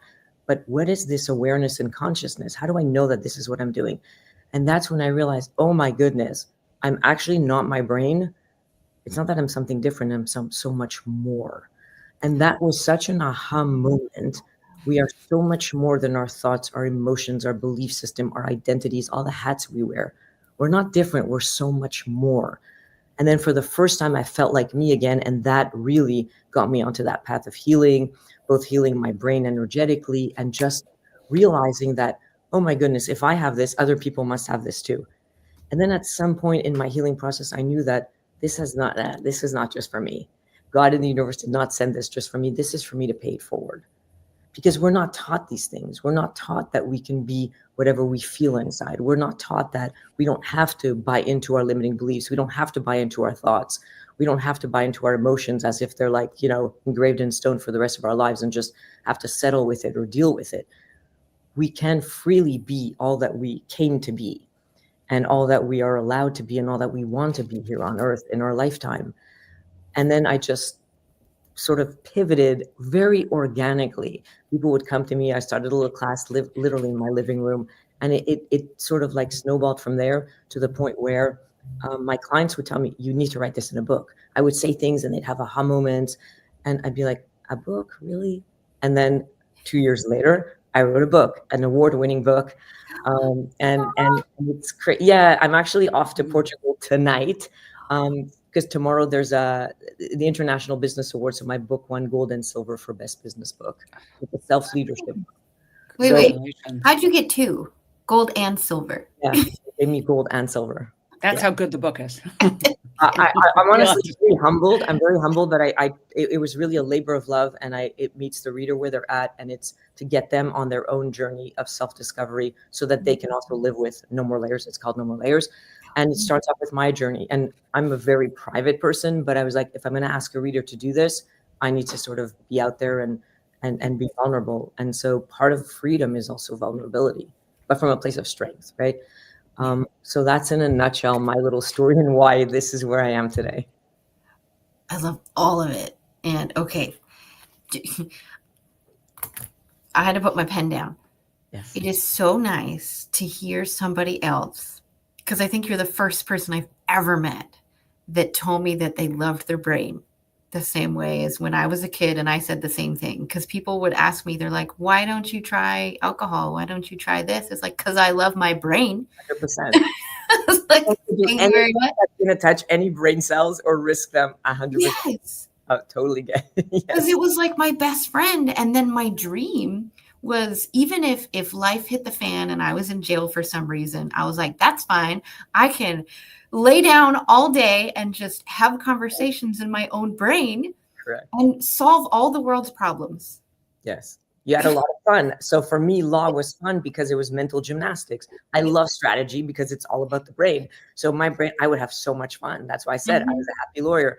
But the universe had and God had another mission for me. And this is like, I say that, I really do say that law is my passion, but this is my calling.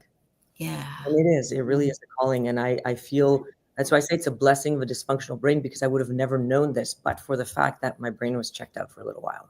I would have never discovered any of this. My brain would have never let me. Right? There you go. Ooh. See, I wrote so many notes already. Okay, inspiring others to find their own path and be what they want to be. What do you want to be, Martine? If you could just snap your fingers, genie in a bottle, you already have it happen. Everything aligns. Who or what or how do you want to be? I want to keep being more of me. And what I mean by that is not anything external. It's really internal. It's that internal freedom. It's that giving yourself permission to go explore all the aspects of who you are, the juicy parts, the ugly parts, the idiosyncrasies, everything about you, embrace it all, and then navigate or reframe or sort of like redirect whatever it is that you want to direct so that you can be more and more of who you are and when you show up to all of life's experiences. And that's the most free you can feel. And when you feel free, you feel inspired and you want to like sink your teeth into life even more. And then when you want to show others that it's possible too. Because that's when it's like you start having fun with others in a whole other kind of playground. There's so many things I want to write down from here. When you feel free, you feel inspired. So much so. We were talking earlier about needing that calm space in order to get the clarity. And it's from clarity that you get the cash in business, right? 100%. So if you want the cash, and that's what a lot of people are looking for right now, if you take it back, you have to go from that place of calm. You have to go from that place of calm. I would say more than clarity, you want to get alignment. That too. Mm-hmm. Yeah. So you get clarity, you get the awareness. So I have 3 pillars in my book. They're called adventure, which is open mindset, because you got to start off with open mindset, no fear. Just go in as if you're going on an adventure, right? Yep. Open, no expectations. You trust yourself. You have the tools because life is an exploration, right? Then you have the awareness, which is you get that clarity. And then the alignment, which is the place where you make your choice. So are you going to choose what's aligned with you, or just going to make a decision to get something off your plate, or because you want the money? Money's a bonus. When you do what you're aligned with, you will do well. I promise you'll be successful, but success starts from the inside out.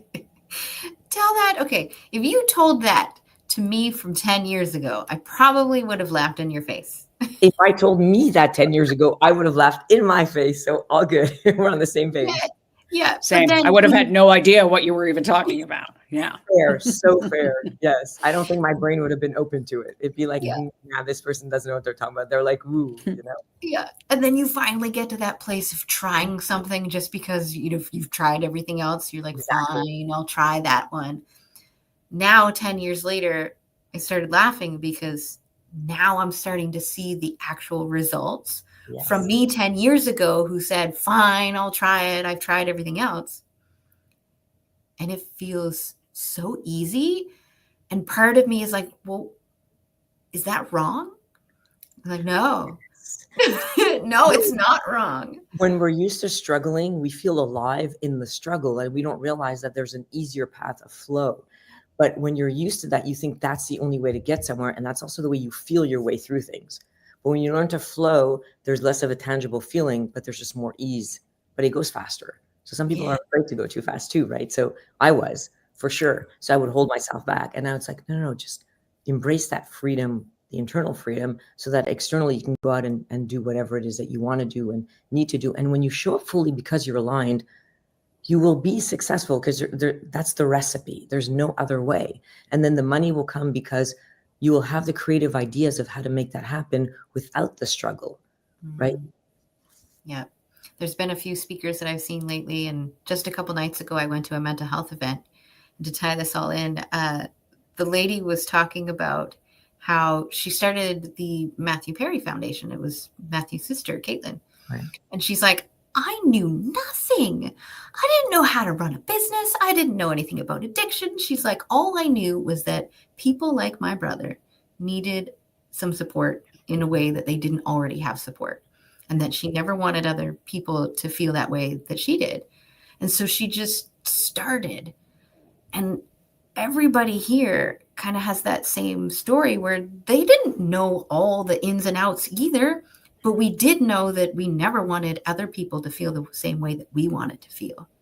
And that meant that we would finally get over ourselves, get over our ego, and just try something. Just start. Just try. And there's a fear in starting because there's a fear, either of failure or a fear of success or imposter syndrome. There's so many fears, but they're just fears. They're your brain alerting you, hey, are you sure you've got this? And we're like, oh no, if there's a doubt, I shouldn't do it. Instead of like, yes, I've got this. I talk my brain off the ledge all the time. Because it's this alarm system. And like, we need to reprogram you so like you're chill. And just because a leaf is blowing in the wind, it doesn't mean that there's an intruder at my doorstep, right? It's kind of like that. Yes. So we were talking about PTSD earlier, and that's one of the things that hasn't left my body yet, is my nervous system is still on high alert all the time, just not as high. So I'll be watching TV, I'll be in the living room, and then literally a leaf will move and my mind will be like, and pay attention to it, because it still perceives a leaf or a bug or bee as danger. Exactly. But so then there's a way to reprogram that, is just by saying, hold on a second. If I could choose now my reaction, what would it be? Right? Mm-hmm. If I could choose my thought, what would it be? And do I agree with my brain's fear? Yeah. Do I agree? Because if I don't agree with it, then over time, it will actually silence itself over time and reprogram to what you want, because it's like a smartphone. It gives you clusters. The more you take something in, the more it's going to give you the same thing. It has no discernment. Like, it'll keep you miserable if it can keep you alive. That's the brain, right? So the idea is any change is dangerous for the brain because it's wired from thousands of years ago, still today, where, change means danger, danger means death. I'm like, yeah, if I want a better career, that's not death. Right. So if we understand how the brain works, which in healing my brain, I intricately got to know my brain more than I would have ever imagined. You understand that it's a very fearful organ that is meant precisely to let you know when something is out of place. So we consider that negative, but in reality, it's just an alarm system. But sometimes the alarm system is on high alert, especially now with social media and just so many things that we're bombarded with, that it can't filter through everything. So it is constantly an overwhelm. So we need to be there for our brain, but we need to remain in that driver's seat, never let it like take over, like ever. May I share something that I wrote to myself earlier today? Because I was like, I never thought of something like this before. And I sent it to a friend of mine because I just have these random thoughts of things. Okay, so I found it. It says, when we think of healing, we tend to think of this version of ourselves, reparenting younger versions. What we don't realize is that that younger version was our parent first. They are older than we are and guided our thoughts, feelings, actions, and belief. That 6-year-old taught us. That 12-year-old taught us. That take chances 20-something taught us. What kind of parent is a 6-year-old? So if that's not absurd enough, that 6-year-old taught that 30-something who is now trying to figure out how to raise their own kid or even partner. Would you trust a 6-year-old to raise a healthy adult? This is why we do the work to question, learn, and improve. Yeah, I love that. And I was like, I have to write that down before it's gone. Yes, you have to write it down before it's gone. So a lot of my book talks about things like that, because in reality, we need to understand that we have that those layers or those judgment calls or that identity that we have, our understanding of who we are, comes from a very young age. And exactly, just like you wouldn't expect a 3-year-old to be in charge of paying the mortgage, for example, why are you letting that sort of foundational element of who you are? We're not taught in school, okay, you're like 17 or 18. Okay, let's revisit everything that you know about yourself. And now, how do you see yourself? And now today. And I wish that in schools, these things were actually like, we could learn a little bit about life, right? Because I think that those life skills and that introspection, that understanding who you are, and then working with your strengths to, place attention where you need it a little bit more, and trusting yourself and learning all these things and understanding your place in the world and what you can accomplish in the world and why you're here and what your purpose is. We really do need meaning in our life. We do need purpose. And if we don't have it, that's when we feel lost. And that's when our brain is even more overwhelmed.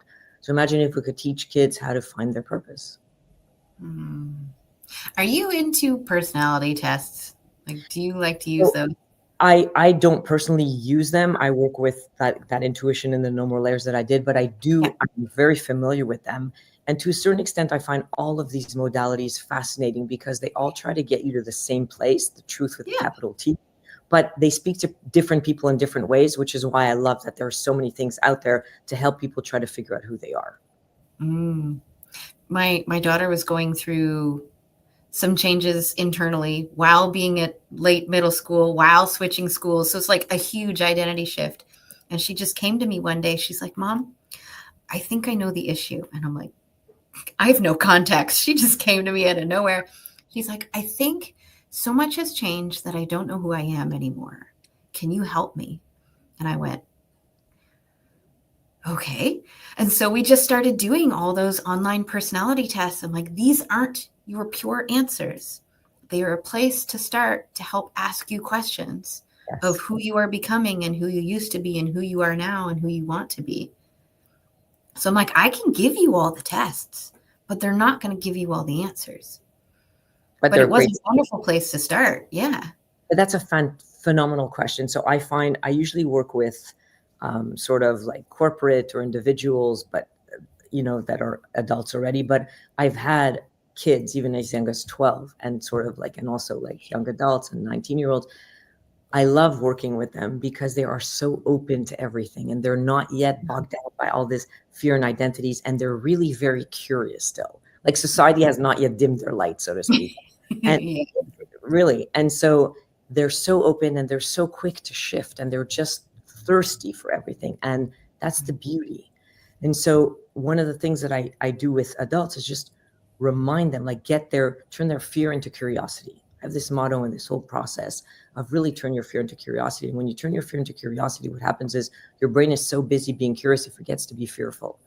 And that's the hack. The book is full of brain hacks. It's full of all these kind of juicy things that when we start understanding who we are, we can, step into the path of self-leadership, which then allows us to show up into the world in the way that we really feel good about and in the way that we would like to, but for all these fears and everything else that holds us back. We also had the conversation about fashion a lot. And at that point, she was switching up her fashion every few months. I was like, we're now going to the thrift store because I can't just buy you $100 worth of clothes every time you're like, I need new clothes. But it's part of exploration, right? It's self-expression. Yeah. But now we're close enough to the same size and same shape-ish. Borrow your stuff. My daughter's. I get to wear her clothes. I still have like a bunch of my clothes that I just haven't cleaned out of my closet. So Plus, they There's often lots for her to in choose fashion. The colors keep coming back in fashion anyway, so it doesn't matter. Keep something long enough, it's going to be back in fashion. I still have my baby blue dress pant bell bottoms from high school. Oh my goodness, that's Mhm. so cute. But then you lose in style again, so you're good. I know. But I don't have my snakeskin pants from like Okay, grade. that's fine. That's okay. That's fair. Oh my God. The craziness. I love that. I want to just hone in on those 3 pillars that you had mentioned earlier. The open, awareness, and alignment. Yeah, adventure, awareness, alignment, the 3 A's. Yeah. Oh, sorry. What was, adventure? Yeah. So I call them the 3 A's because it's easier that way. And then they lead to authentic living, like A number 4. Authentic living. Because we keep hearing this word of authentic me, the authentic you, the authentic, it's everywhere. And now we're getting to a point where people are asking, well, what is authentic? How do I know if it's authentic? How do I know if it's something that's fake?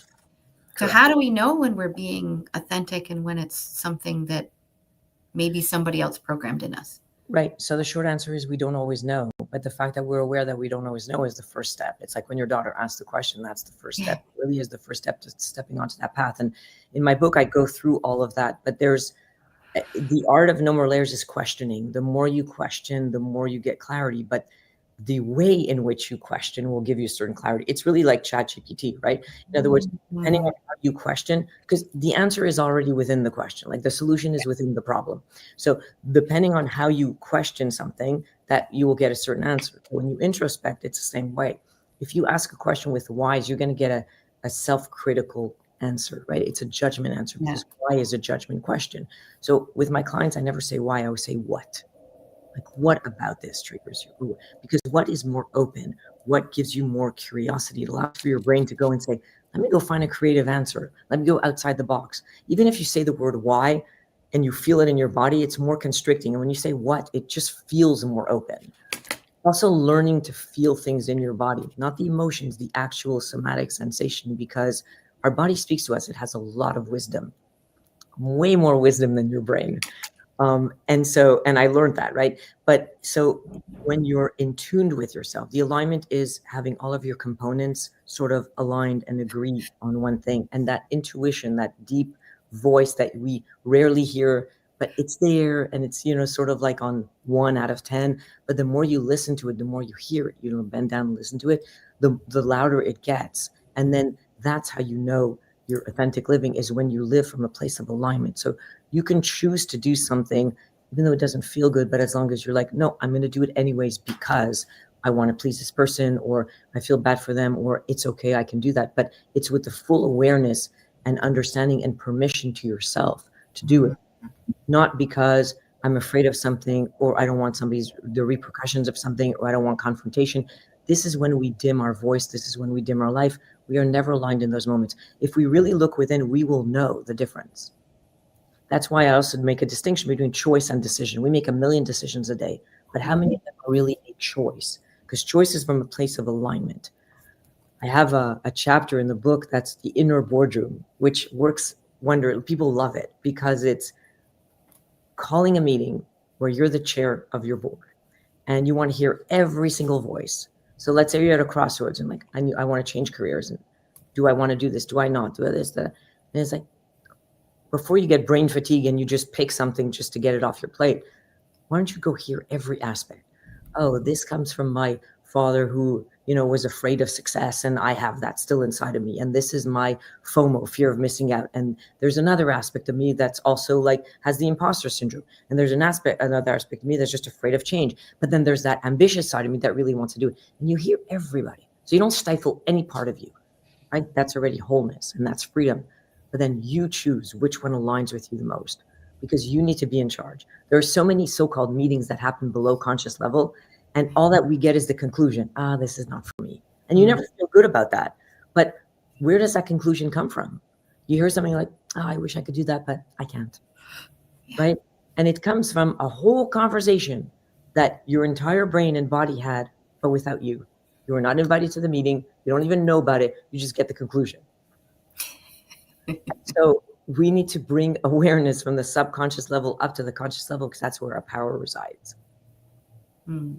You've talked about your book a few times, and at the very beginning, you're like, "Let me go grab my book." Yeah, exactly. Can you like show us clearly? Yes. So this, I'm gonna unblur because I guess I'm blurred for some reason. Yeah. Because I apologize. I wonder if. Nope. Okay. I don't know why it's blurry. That's okay. The book isn't blurry now, as long as you hold it lower. Yeah. Okay. So it's called No More Layers, Discover Your Inner Power and Reclaim True Freedom from the Inside Out. Because real freedom is first being okay with who you are and learning who you are, and then deciding who you want to be, and deciding with everything that you have, all the tools in your toolbox, that will give you direction and purpose. I gave a course once on that. In other words, when you understand everything that you're built with, everything that you came to this world with, your strengths, your weaknesses, your likes, your dislikes, everything, that gives you an indication of what you're meant to do here.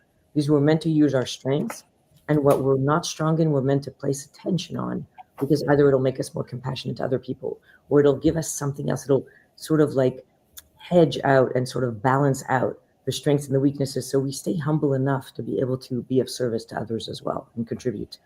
And that's where our inner power, really, we forget about our power. We give over our power because we give over agency, because we blame, because we criticize, because sometimes we're more comfortable coasting or more comfortable being victims. But when we victimize ourselves, or when we give over our power to an event or to another person, we actually lose the power.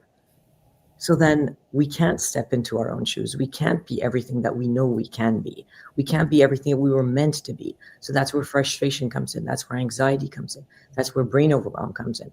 So when we start that path inward, then outwardly our life will reflect exactly what our inward landscape is. So you want a better life on the outside? Just work on the inside. You want a better relationship with somebody else? I have so many clients that come to me with relationship issues. We never work with the other person.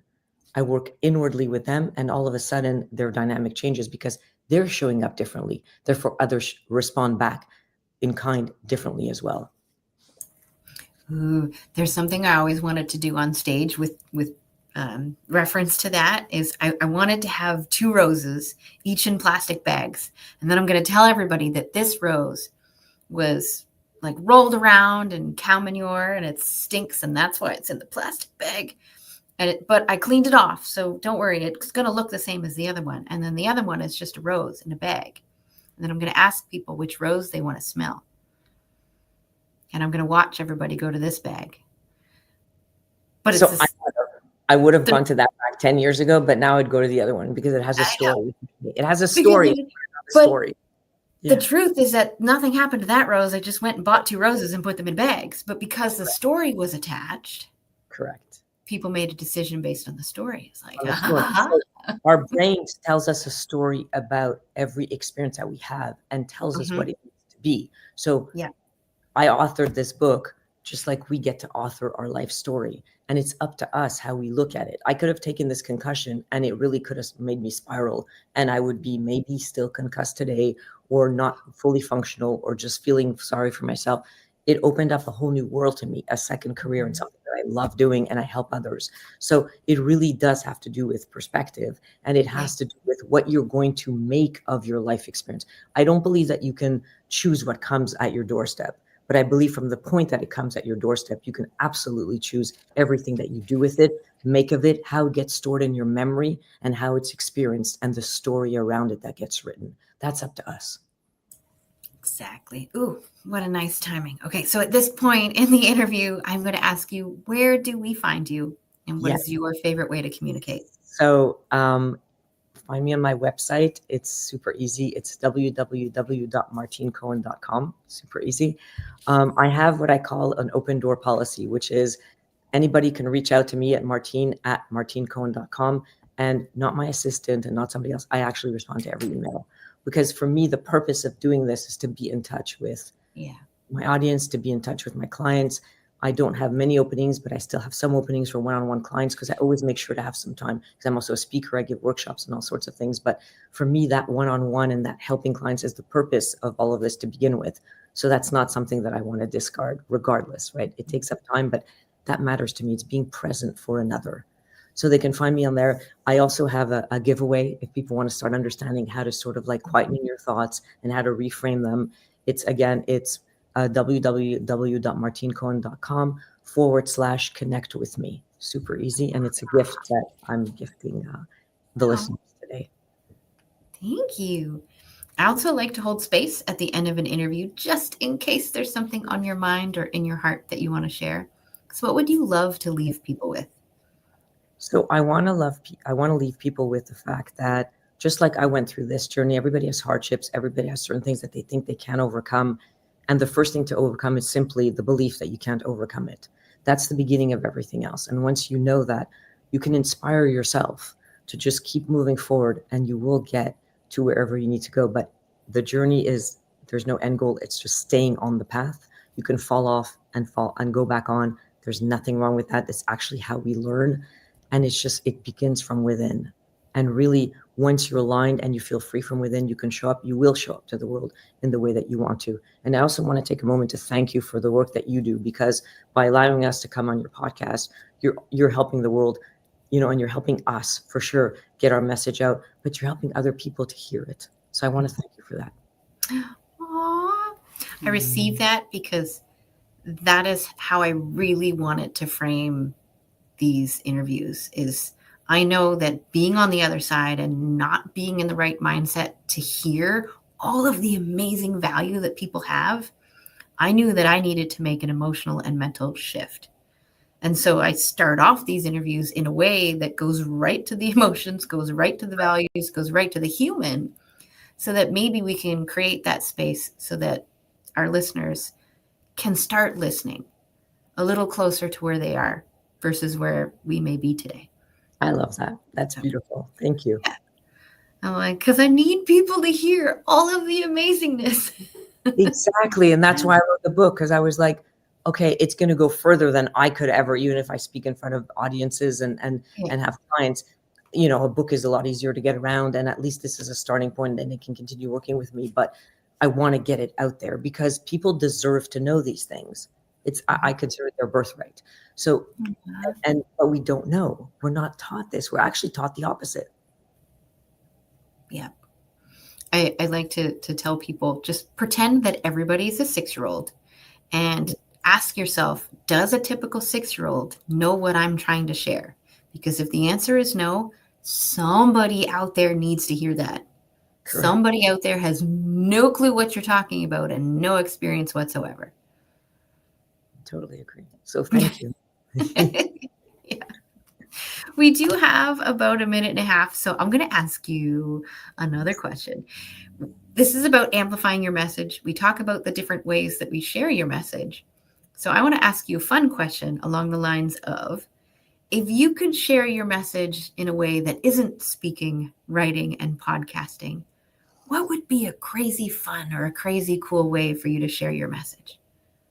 So if I could draw, and I've only painted once, and it's actually a nice painting. I don't know how it came out. I would actually paint a horizon with a path, with a blue sky, with water like way out there to show people that this is your path.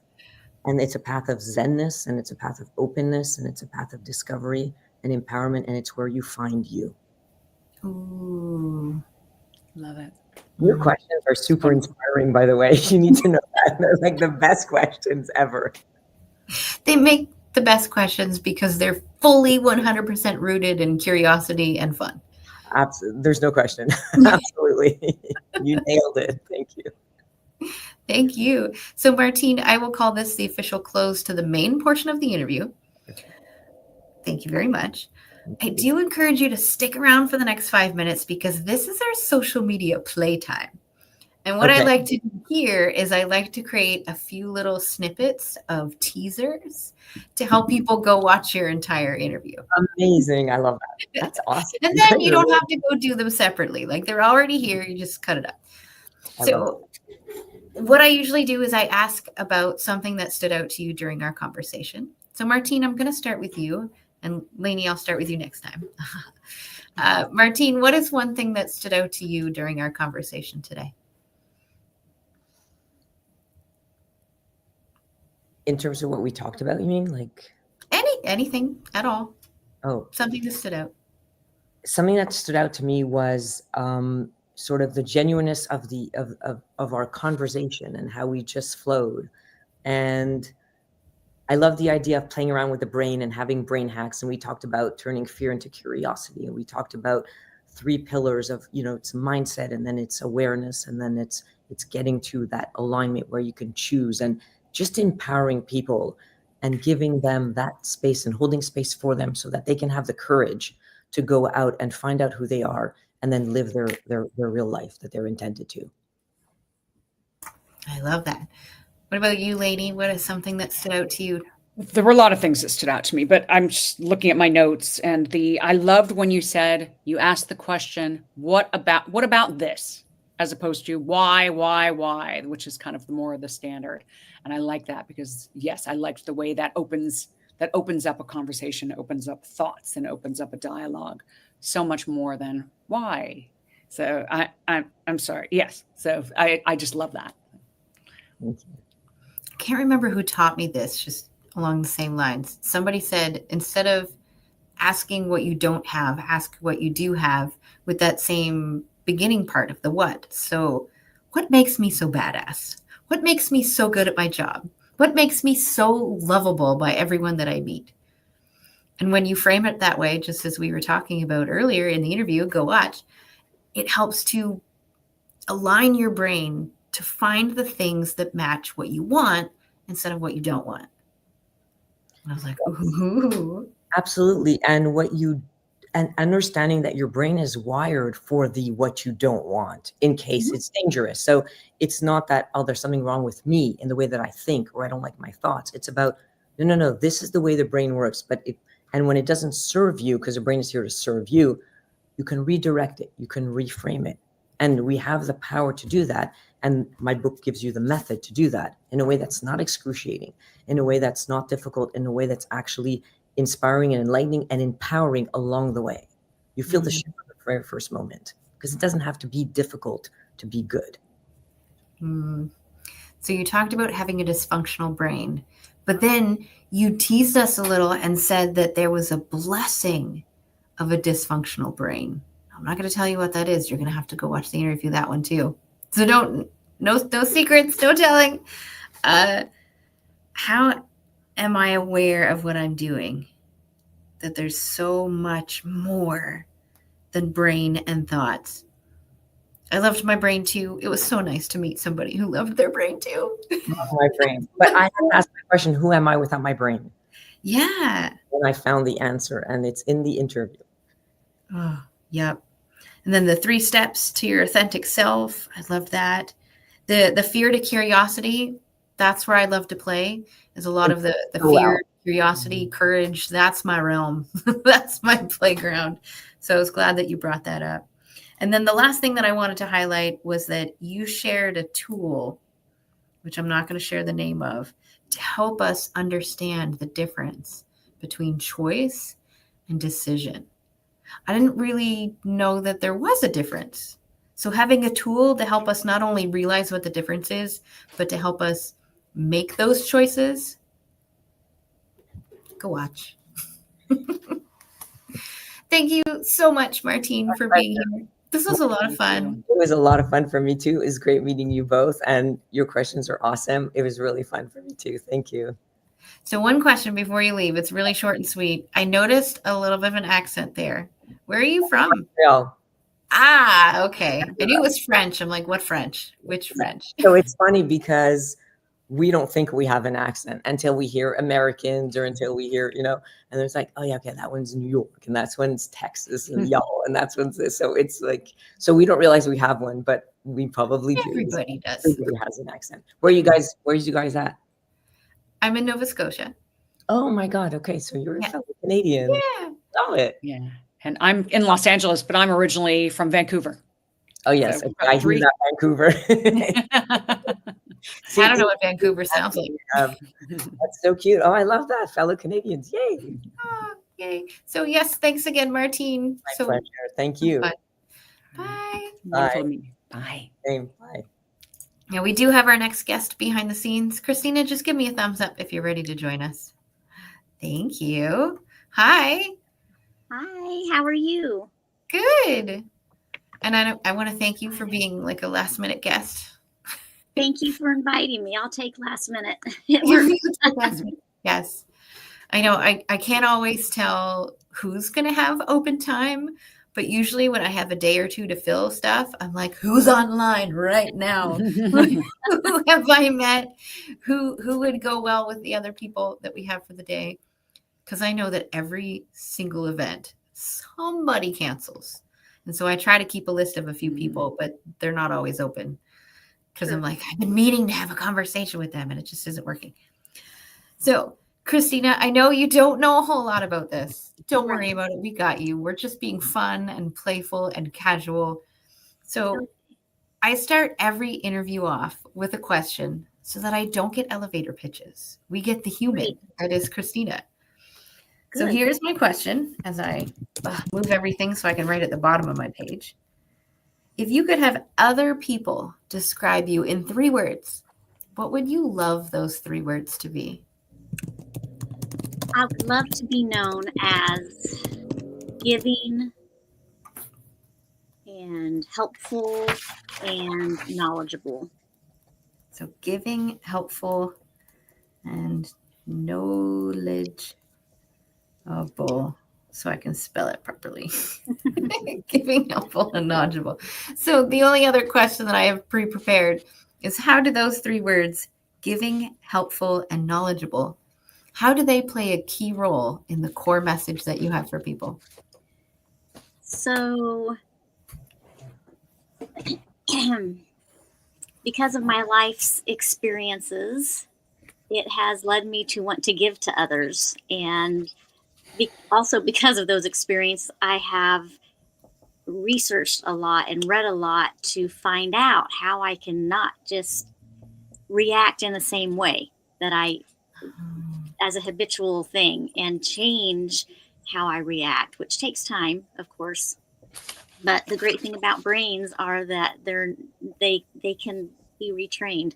So I want to I just have this thing inside of me that wants to give to others and help them to not get stuck like I have in the past, and to move that forward and to create the sea change. And that's part of the giving, and it's part of, if they can understand that my experience and my research is helpful and see that as knowledgeable, and that I'm giving, like, my end goal is to slowly create a ripple that's a sea change, across your family and society, and just out and out. And then as I create this larger platform of speaking, to become more of a philanthropist. Like, I also love to give physical things, and I would like to just give in that way also. It's just who I am. Aw. Okay, so I'm going to reflect back at you some of the messages that you shared. So you want to give to others so that people can come from a responding versus a reacting mindset, I guess, that you don't want them to feel stuck, that you want them to be able to move forward in this sea change, which I'm going to get you to explain in a moment, so which is more of that ripple effect change. Mm-hmm. So what is that sea change that you mentioned a couple times? It's a big want.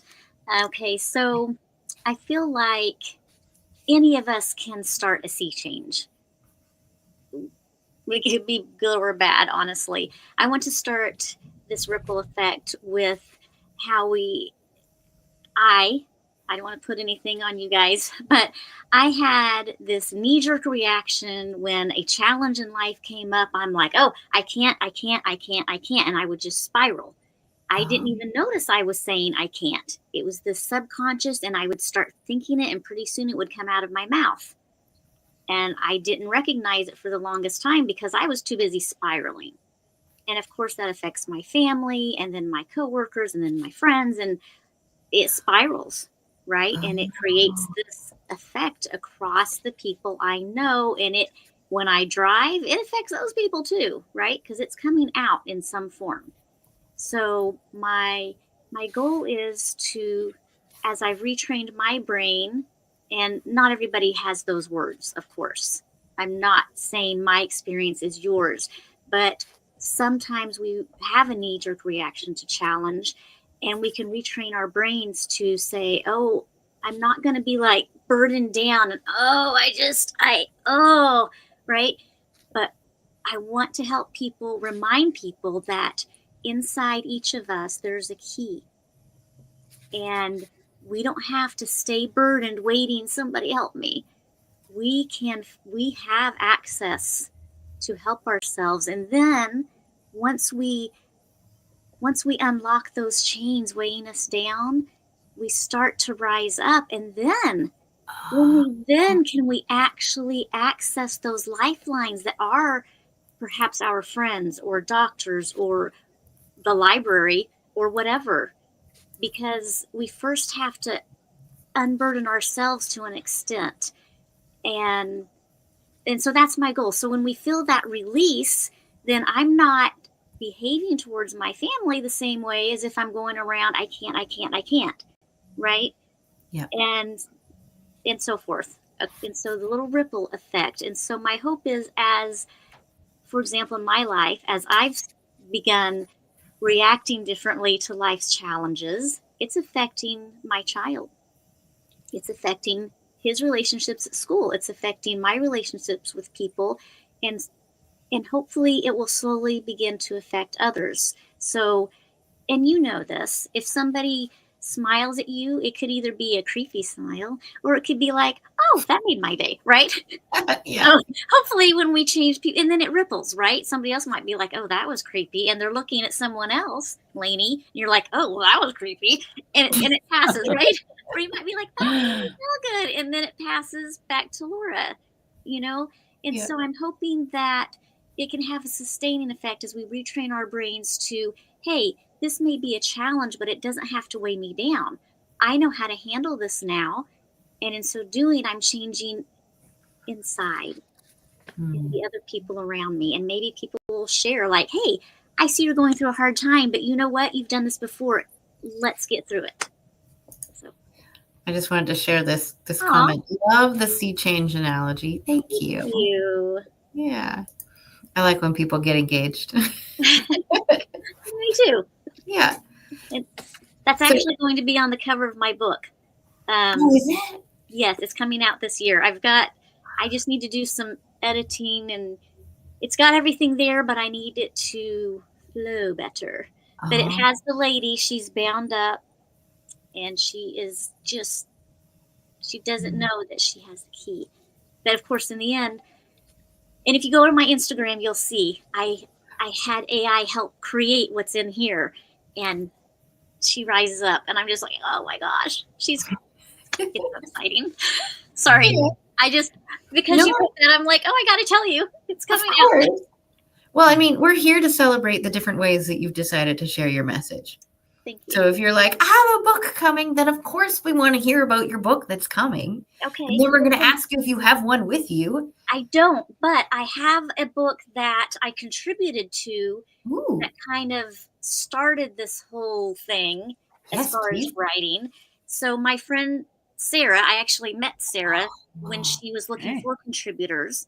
Yeah. And she has about 21 contributors in here that are talking about getting knocked sideways and how they dealt with it. And so in here, I wrote about one of my stories. I have lots of life challenges. And I wrote about one of them, which was when I had my first kidney transplant at 17. Oh, wow. Yeah. They're like, you would have been dead in 2 weeks. Oh, my God. No wonder I've been puny all my life. Like, you just gave me a reason for being. Thank you. And thank goodness it wasn't the bone marrow transplant you first said. Like, I'll take a kidney transplant any day. And that's what got me into wanting to speak and wanting to share. Like, you may not be a hypochondriac. Like, you're afraid of being, your fear. I wasn't afraid I was sick. I was afraid I was a hypochondriac. I just thought, oh, I'm losing I can't remember how to get to school because I'm stupid. And I don't want to tell anybody because I'm stupid. Right? So Yeah. I tell a little bit about that. She gives us each a chapter. But anyway, if you want to get knocked sideways, she's got it on Amazon. It's a lot of great stories in there. And that was my first time in a book. I've also published articles and stuff, but that got me going. And I'm like, you know what? I can do this. I've been wanting to write since I was in second grade, and our teacher had us make our own little cardboard covers and my little stick horse that I drew in there, you know? So Yeah. yes, thanks to Sarah McGough. She got my writing butt in gear. So, and then an author coach was like, you know, this is great. You cannot make a living as just an author unless you're like, you know, going to write a Harry Potter series. Yeah. I'm like, oh. Yeah. Okay, I've spoken before. I forgot. I spoke back in 2004. I can do this again. So, Yeah. sorry. And so now I'm off topic. No. It's all connected. We are going to go wherever you want to go, and it's my job to bring it back. So no worries. Great. Follow my rabbit trails. I'm good at that. But that's where we find all the little details that we wouldn't normally find in an interview. That's true. I remember one interview, there was this beautiful painting behind somebody. And I was like, it's so beautiful. I have to talk about it first because I'm going to be distracted the entire time. And then she started telling us about how she had a wedding for herself and had the whole bridal gown. And I'm like, wait, what? That's amazing. And so it brought us down this rabbit hole that really spoke to the core message of what she was doing. Wow. And I'm like, great. this is what I want. I love the rabbit holes. Okay. So the sea change. I loved the sea change. You mentioned this kidney transplant. Is that part of your story that got you into wanting this idea of a sea change and allowing others to not feel stuck? So back then it was a different story. Okay. I mean, I was 17 and I'm nowhere near that now. But at 17, my story, well, I've had 3 transplants, but at 17, after the transplant, I had so much energy. I did not know what it felt like to have energy. So it was congenital. I was born with kidney issues, but nobody knew it. So I came out a big, fat, happy baby. And then I just wanted to sleep all the time. And I just had no energy. And they're like, you know, well, you're short because it's your family. This looks like eczema, which wasn't. It was my kidneys not working and trying to get out toxins, but it runs in the family, shortness and eczema, right? So it all seemed to go together in the doctor's minds. And back then they didn't have the testing they do now. Yep. Right? So I didn't really ever have energy, and I was like shy to the point of, I mean, like even at 17, before my transplant, my aunt was like, I'm glad you came to visit. Do you want a drink of water? And I'm like, waiting for my mom to answer, because what if I said yes and she wanted me to get it myself and I don't know where the glasses are? Or what if I go get it myself to save her time and then it's offensive that I'm getting into her cupboards? Or what if I say no and that's rude? Like, I'm still thinking, but I'm way overthink, right? Like, yeah. And I still do overthink, but I don't just, you know, yeah. Like I couldn't even answer my own questions, and I couldn't walk laps in gym class. They were going to not let me graduate because I waited till the end to take gym class because I hate it. And they're like, you need to go play co-ed football. And I was like, I can barely walk laps. Like my knees are, except I was like, please don't make me, you know? Yeah. And that gym teacher is really the reason. She was the catalyst for getting me to the doctor. And so even though I hated her at the time, now I'm like, thank goodness for her. Because here I'm still like, I'm just puny and weak and stupid. But so after the first transplant, I had all this energy. I went to college, had a group of friends, and I'm like, what is this life? Oh my goodness, everybody should donate. You know, their organs and sign your donor card. And I went and I spoke for United Organ Sharing Network. And I was like, you don't have to ask me to talk. I'm just going to. And people were like, people that know me, they were just like, she's talking. What happened to her? And I'm just like all over the place. Yeah. And I just, so that just started the Christina coming out and living for the first time. And and then in 2004, I was still on that kidney.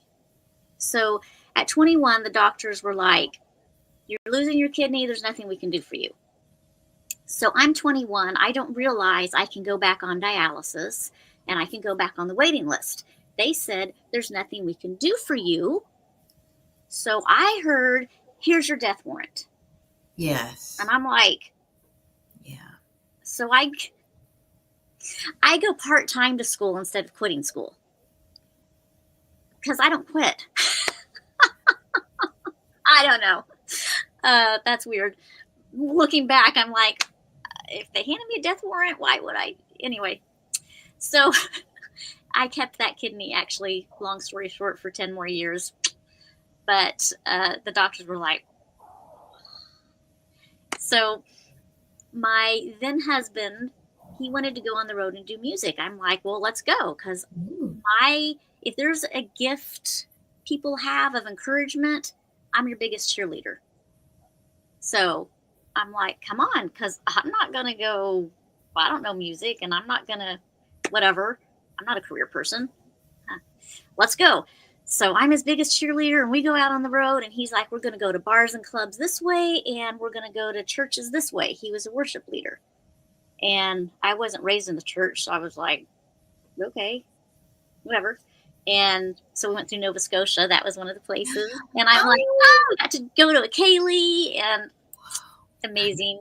And he's from Newfoundland, so I'd already been up through there. Yeah. And when they talk, I'm like, what? And when I that Nord area. yeah, and that's some fresh now, yeah. I'm like, yeah, what? That's some fresh now. Okay, I finally understand the words, but now I don't know what you mean. Yeah. But anyway, so for like 9 to 12 months, we lost the band that was supposed to play with him. I start talking about the kidney transplant and how doctors said I was going to die and how I didn't. And we're going around all these churches in New England and up through Canada, from Arkansas to Winnipeg to Newfoundland, back down through New England. And I was like, I talk, but I'm not a speaker. And I'm talking in front of all these different size churches, and they're all getting so blessed and inspired and motivated. And I'm like, well, I knew it was great, but I didn't know I could do all this. And then we got off the road, and that was just like, here's money for the next, to get you, gas, basically.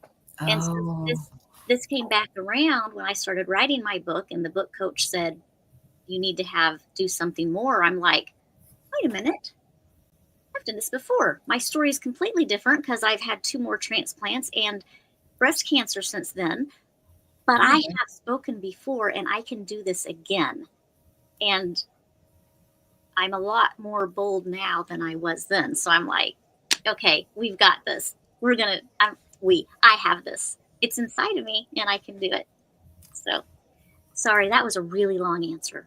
No, this is a 45-minute interview. And go ahead, Lainie, anytime. Okay. Yeah. So 45-minute interview, which means I need your longer stories. Otherwise, This is going to be a really long interview of a couple words back and forth. Okay, well, you got it. I told you I'm a talker. It started with the first transplant. Okay, let's talk about that for a moment. Not the transplant, but the talker part, because our audience, they are people like us. They're the mess-to-message people, generally. They're wanting to share their message. They're wanting to get out there. They're wanting to speak, to write, to be on podcasts and do interviews. You mentioned speaking and you mentioned writing. Let's talk about writing first. I think, if I remember correctly, you said that you always wanted to be a writer, like right from a kid? Yes. Yeah. Were you good at it, or did you just like it? I watched one of your interviews with somebody, and you said your teacher, how awful, told you never be a writer after you won awards. That's terrible. Mm-hmm. Mm-hmm. Yeah. I mean, I just reframed that recently. I was like, wait a second. Reframing is good. Yeah. And yet one person can make that much of a difference. Absolutely. Yeah. My teachers, even through college, said, good work. And, of course I had things I needed to change and correct. Always. But I always got all the, good job on this and good job. And I was like, wow. And I won awards like early high school and junior high for poetry, which I'm like, really? Because I don't think I understand poetry, but okay. And short stories, which I'm like, I do like stories. I get that. Love Judy Blume growing up and all that. But yes, since I could read, and since second grade, when my Mrs. Adams, my second grade teacher, had us all write books and put the binding around it. Oh, with the little horse that you had mentioned earlier? Yes. I still don't draw any better than I used to. But hopefully I write better. Well, I mean, it sounds like you've practiced. So most likely the answer to that is yes. Since my college professors also said I did good, then I'm going to say that I've improved. Good. So it came naturally to you. That's kind of what you're saying. Yes. I journaled a lot growing up, and then in classes, some of them had us journal, and I'm just like, I can't stop writing. I need something that reads my brain because I can't keep up. Oh, you know what? I've heard that a lot. So I never really identified as a writer, even though I wrote as a kid. Like I wrote song lyrics, I wrote poems, I wrote short stories, all the things like we typically do as kids. Mm-hmm. But I never journaled because journaling meant that my brother would steal my journal and then he would read it. So I stopped journaling. Good plan. What? Good plan. Yeah, it was safety reasons, because then he would use all of it against me. Right. But later in life, I got into writing. I don't remember where that question was going, but but I want to shift to speaking a little bit. Mm-hmm. You said that you went around with your husband because he was a musician, and then you just started speaking. Were you ever afraid of being on the stage? Oh, yes. That was, I call it my accidental speaking tour. Because I went into it thinking I was going to book the gigs. I was going to get him into the clubs, him and the band. We had a drummer and we had some other people. We packed up all our things. We were living in Oklahoma, packed it all up, gave a lot of it away, kept a couple things, and went up to Winnipeg, where he used to live. And his buddies are like, yeah, we'll do this. We get there. They're like, maybe you two should just live here. I was livid. I had been to Winnipeg in the winter. That was the first time I visited Winnipeg. No, thank you. I was like, I worked hard to build a home and I just gave it up. Like that wasn't supposed to be to move here. Not that Oklahoma is so much better, but I was used to it. Yeah. So yeah, I had thought I would just be the bookie, the scheduler, Mm-hmm. So when we ended up with my then husband, a guitarist and vocalist, and a drummer, you can't go into a club and with those two instruments, or three with the vocalist, right?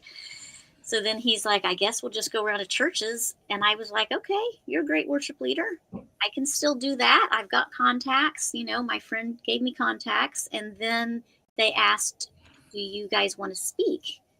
And they looked at me also. And I'm like, well, I mean, because we would eat with like the pastor or one of the people in the evening. So then word got out, because I could handle 3 or 4 people at once, right? So it got out about my story with my kidney, and they're like, oh, well, would you like to speak tomorrow? And I'm like, I guess so, So it was awkward at first, and then, but I was still so like, it's so amazing, like this kidney, and it lasted 10 years longer than the doctor said. Well, at that point, it wasn't 10 years longer. I mean, I didn't know I was going to lose it eventually. I still thought it was. I'm like, God healed me. I have this forever. That was a hard thing when I lost it. But so it got easier over time.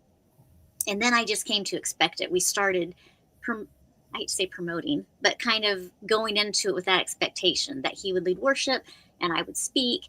And I'm not positive, but I may have spoken more than he did, which is interesting because he quote the Bible verbatim. He went to Bible school. He knows all the stuff. And I'm like, well, I had some of the kids' books like Jonah in the Well. You know, I'm like, I could tell you kind of the gist, but don't ask me any questions, right? So, but because I had this motivational, inspiring story of things that can happen, people were people gravitated towards hearing it, and so it just became easier and easier. It was like, okay, I told it at the dinner table. This is a bigger group, and sometimes it was a smaller group, you know. But it just, because it was a passion, that helped overcome any of the. I mean, you always have trepidation, but it helped overcome some of that so that I could still go forth and speak. Go forth and speak. Now I feel like a preacher. But that's the kind of thing people are looking for, is many people, like one of the biggest fears in the world is public speaking. And if you have a message to share, then how do you, they describe it as get over the fear, and I describe it as befriend the fear. There you go. So that you can do the things that you are afraid of. That's a great question. Yeah. At that time, it was my passion taking precedence. Yeah. And I think at that time it was, even though I wasn't as bold as I am now, compared to before my transplant, I'd never been bolder. I mean, every day I'd never been bolder. I've never been bolder than before that. And having my then husband at my side, he came across very strong and very like, don't mess with her. Don't say a bad word. Don't give her the evil eye. I mean, you support her or keep your mouth shut, right? That kind of presence. Yeah. So that helped me, because I'm like, I would never know that you hated me if you did, because I have my protector. You know, I have a physical protector. I mean, if he walked behind me in the mall, if he was like, it's crowded, go ahead of me, the ways would part. People would get out of my way, and I'm like, how did you go right in behind me? That's how that. Otherwise, you know, people just, I'm 4'10". Okay. So people easily run into someone that's kid size, right? Yep. So when he walked behind me, I mean, people moved, you know. That's my mother-in-law.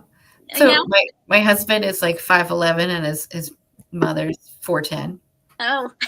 Yeah. So he was at the mall one day, and he's like looking around for his mom, and she's right beside him.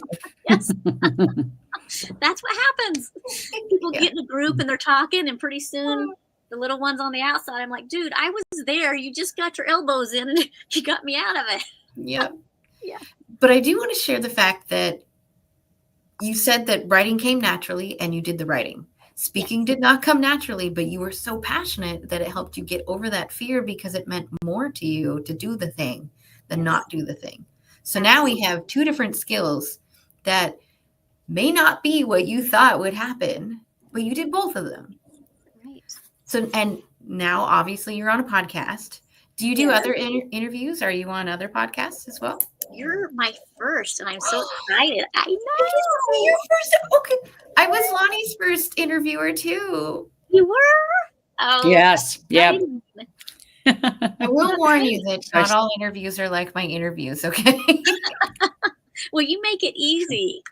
I try to make it really easy. I try to make it really warm and loving, and I try to go for human first before anything else.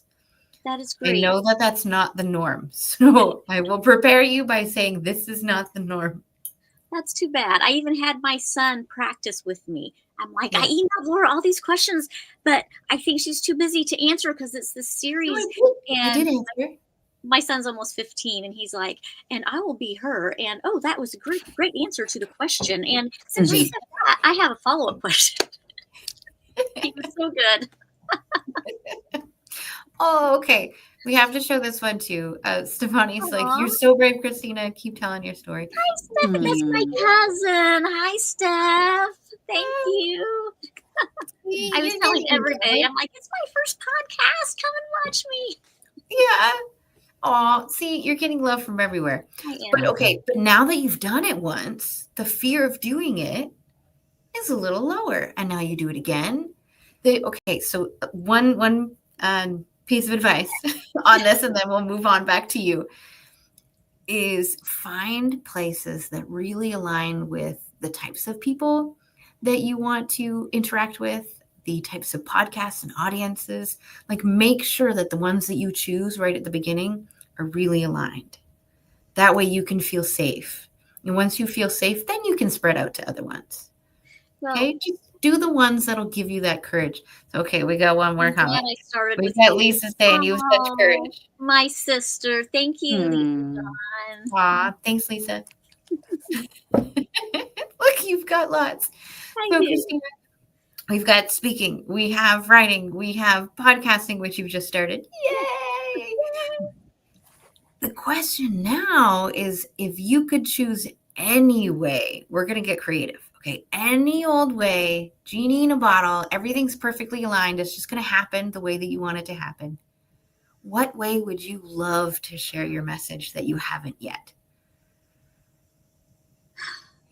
So I would love to have a big stage. I also went to AI and created this where I'm walking out on stage and the guy's like 30 seconds and I say, let's go. And I walk out and there's a stage and I can reach so many more people that way. And I can help guide women or men if they want to find that key inside and help this new habit develop. And if they want to go deeper, then they can book a workshop with me and we can do a more intimate thing and we can delve into whatever that challenge is and really work through it. That would be amazing. Aww. I'm visualizing it. Yes, Me too. I'm like, yep, I see that. Yeah. And then Brenda's like, you're very encouraging. My mama. Thank you. I like Mama. that you're labeling all these people. I want them to know I see them too, and I appreciate it. Whether they're your mom, your friend, your My cousin, cousin, it doesn't my matter. We sister. love you. Thank you. Yeah. So, okay, so you want to be on that big stage. I do. I'm picturing it for you. Thank you. Do you have like a favorite venue or a dream venue or vision of a venue? It doesn't have to be an exact place. So at the moment, my vision, I went to this place locally. It doesn't have, it's not that my vision has to be local, but I was at the Shrine Mosque stage. I was there for a breast cancer 25th anniversary modeling event for survivors. And it was so beautiful. It had, the high seating, the huge chandelier, and the stage had a platform to walk out on. I mean, it was gorgeous. And I'm like, oh, can I just stay here? Like that kind of feeling, like it just felt extravagant and yet not overly. Like I want to go in here and I want to be, it was lavish. Like I want you to lavish your love on me. I want to bring this in if you're there as not the speaker, as part of the audience, sorry. I'm like, those people, you want to go in and you're like, yes, I want to bring this in, what that speaker or what this event is about. This is the lavish venue, but I want to be lavished upon. I don't know if that's a verb, but it is today. Right? I want this. All words are made up. Yes, that's true. That's true. It felt like, I want to use the word intimate. Is that the energy that you're going for? It's like lavish yet intimate at the same time. Sort of. I don't know Okay. how many it seats, but it just felt like, It doesn't matter the number of seats. I don't know. It just, because it was lavish with the chandelier but it was in a good way, not in like opulence per se. Maybe because it was smaller, but still, Yeah. like you feel so good because it's not, I don't know how Like to a blanket fort as a kid. Yes. Yeah. When you make it all exactly, it's my tree house with my chandelier in it. Yeah. And I'm going to be surrounded by this comfort. Nice. And, you wouldn't think I'm a writer or speaker at the moment. This is a new experience. I completely understand. But we are at the point of our interview, and I love that energy that you brought into this last section. Because now we're all picturing this lovely venue with a wonderful chandelier and this nice little catwalk in the middle. Yes. We're at the point now where I want to ask you, where do we find you, and what is your favorite way to communicate? So I am trying to get better on Instagram. So you can find me there, Christina George Transform. And you can find me on LinkedIn. That's probably the best way. LinkedIn, Christina George. And I added Transform because I want to help transform myself, others, ripple effect, see change. Mm-hmm. And I'm on Facebook.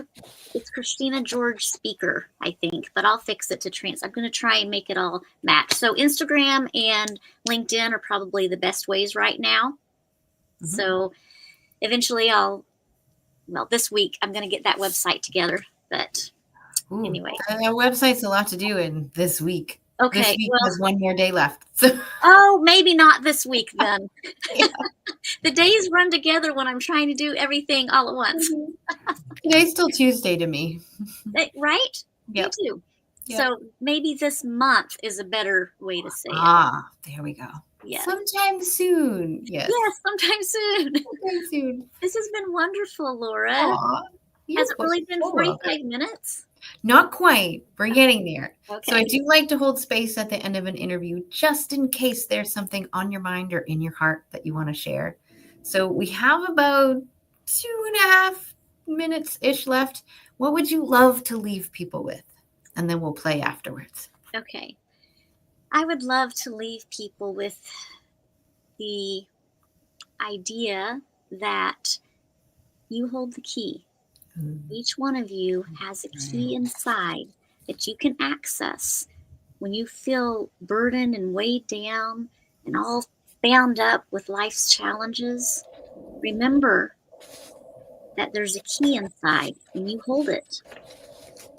And once you unlock those chains, you will start to buoy up. And when you do, you're going to realize you do have lifelines. You have resources. You have friends. You have the library. You have doctors. You have whatever resources you need, but you have to start that. You have to access it inside. You can do this. I know you can. And that's what I'd like to leave them with. Resources. Can't write as fast as you talk, but I certainly try. See why I need that program to keep up with my thoughts? I'm like, I can't write fast enough. I know. But then when I type, like my laptop goes crazy and I'm like, nah, we're not doing it. Sometimes my fingers can't type as fast as my thoughts either. I'm like, I need like 10 people on my brain. I need like 10 transcribers. Yes. Wow. So while you were talking about you hold the key and it's access when you're bound in life's challenges, the first thing I thought of was the scene from a horror movie. I think it was one of the Saws movie. No. You'll see how it relates. Somebody is in some sort of bound machine-esque thing. Excuse me. And they have a lock and they can get out by getting the key. But the key is at the bottom of this vial of acid. And my first thought, I know it sounds really bad, but my first thought is tip over the vial, grab the key. But they don't do that because it's a horror movie, so they avoid all common sense. Of course. And they put their hand in, and you're like, no. But how many times does that happen? How many times do we not even think about tipping over the acid, draining it, then taking the key out? That's Instead, true. we just put our hand in because we think That's the next step. Because we're so bound by the challenge, we don't think about, we can't get past the idea of the challenge to think about how to access the key.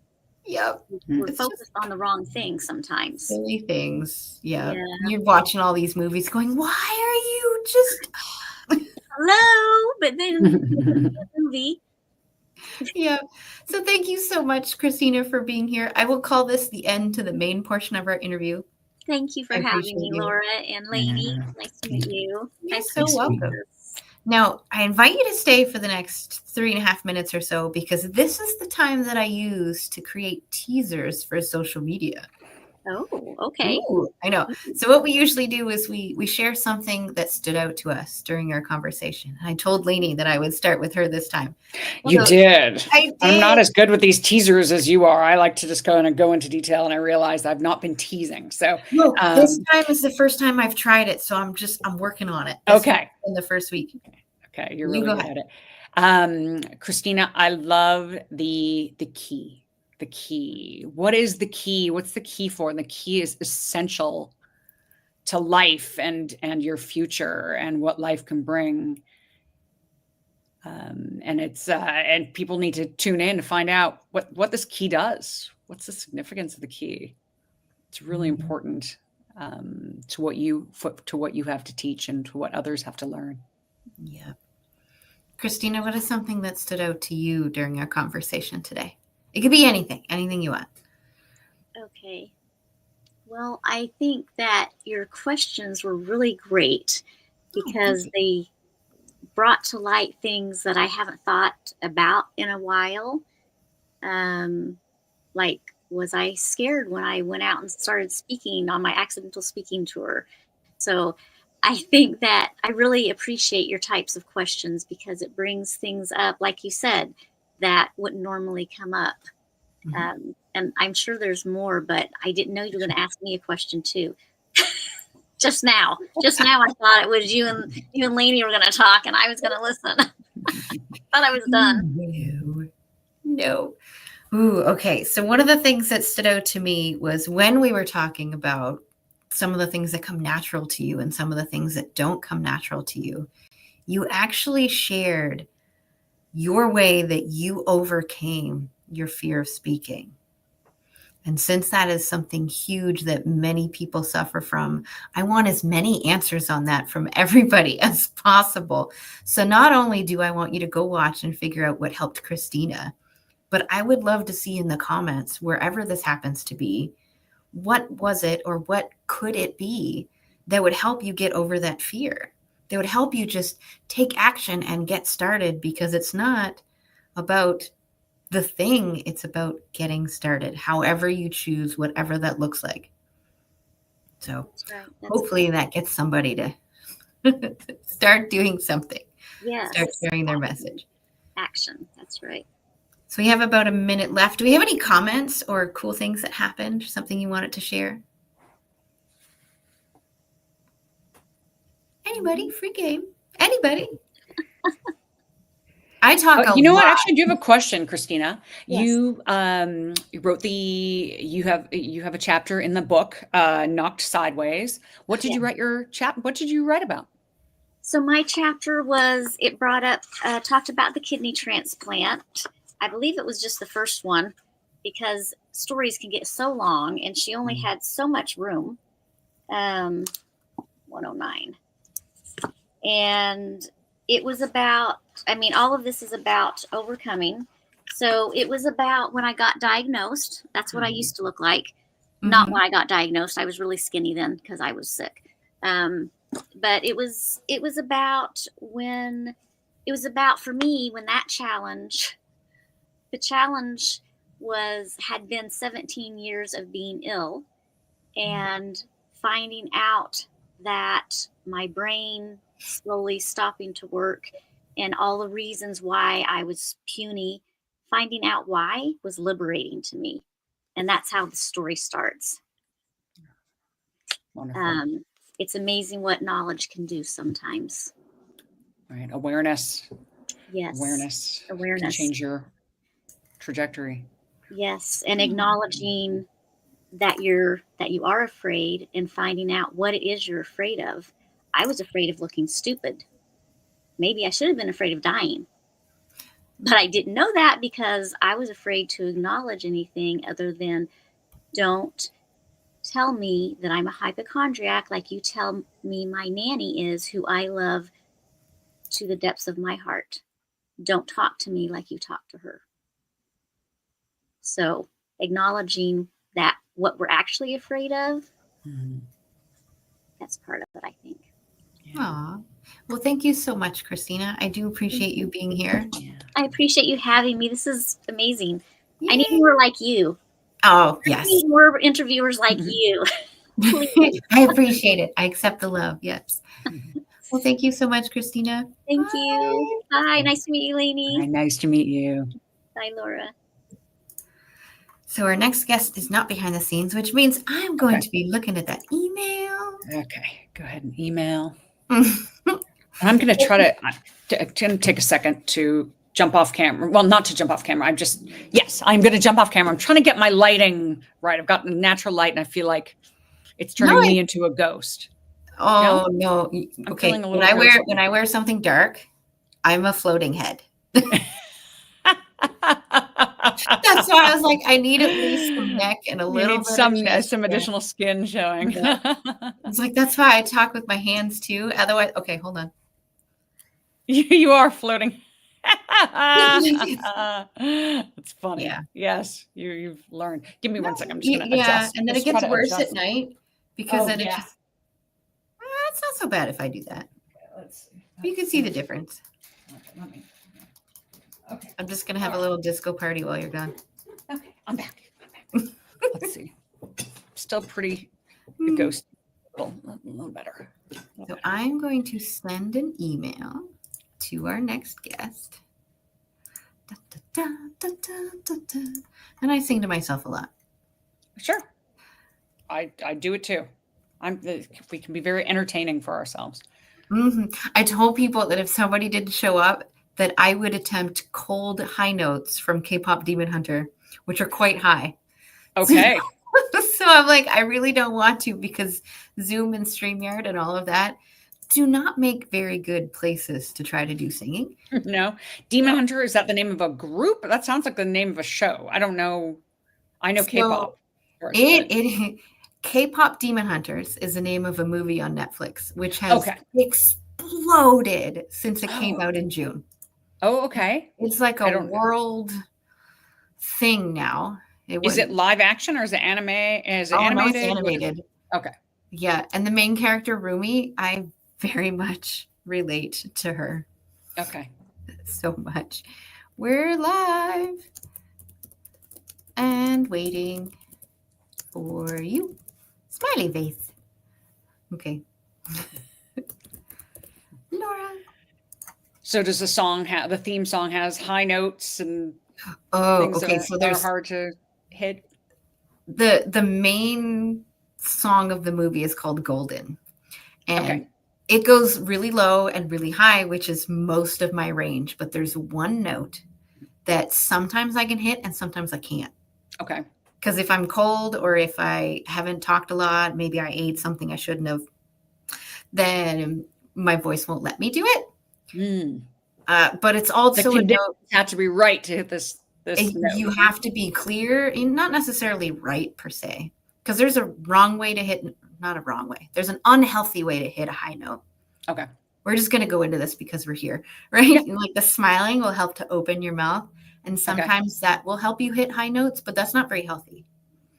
So I'm learning, like you want to open your throat and tap, tap, tap.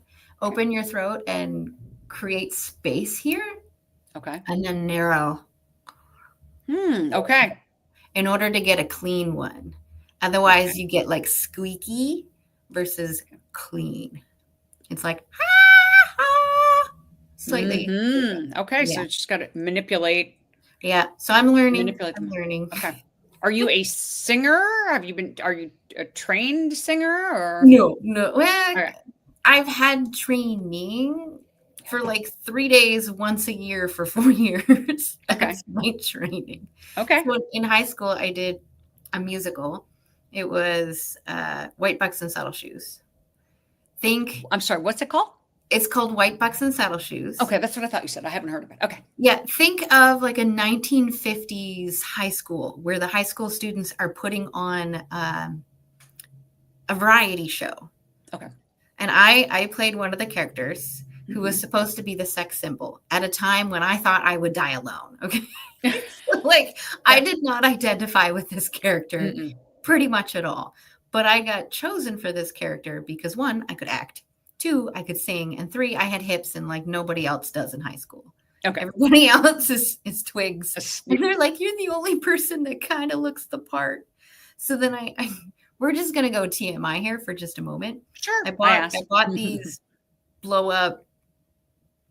We're just going to call them boobs. I bought these blow up boobs so that I could play the character. I love it. All on online TV too. This is horrible. But when I first wore them, nobody could remember their lines because my face was busy being red. I was way too embarrassed. This was not me at all. Very distracting. Okay. It was just super distracting. So we talk about fear. This is like a whole different type of fear of speaking. It took about a week, but we all finally got used to it. We had our laughs, all of that. Okay.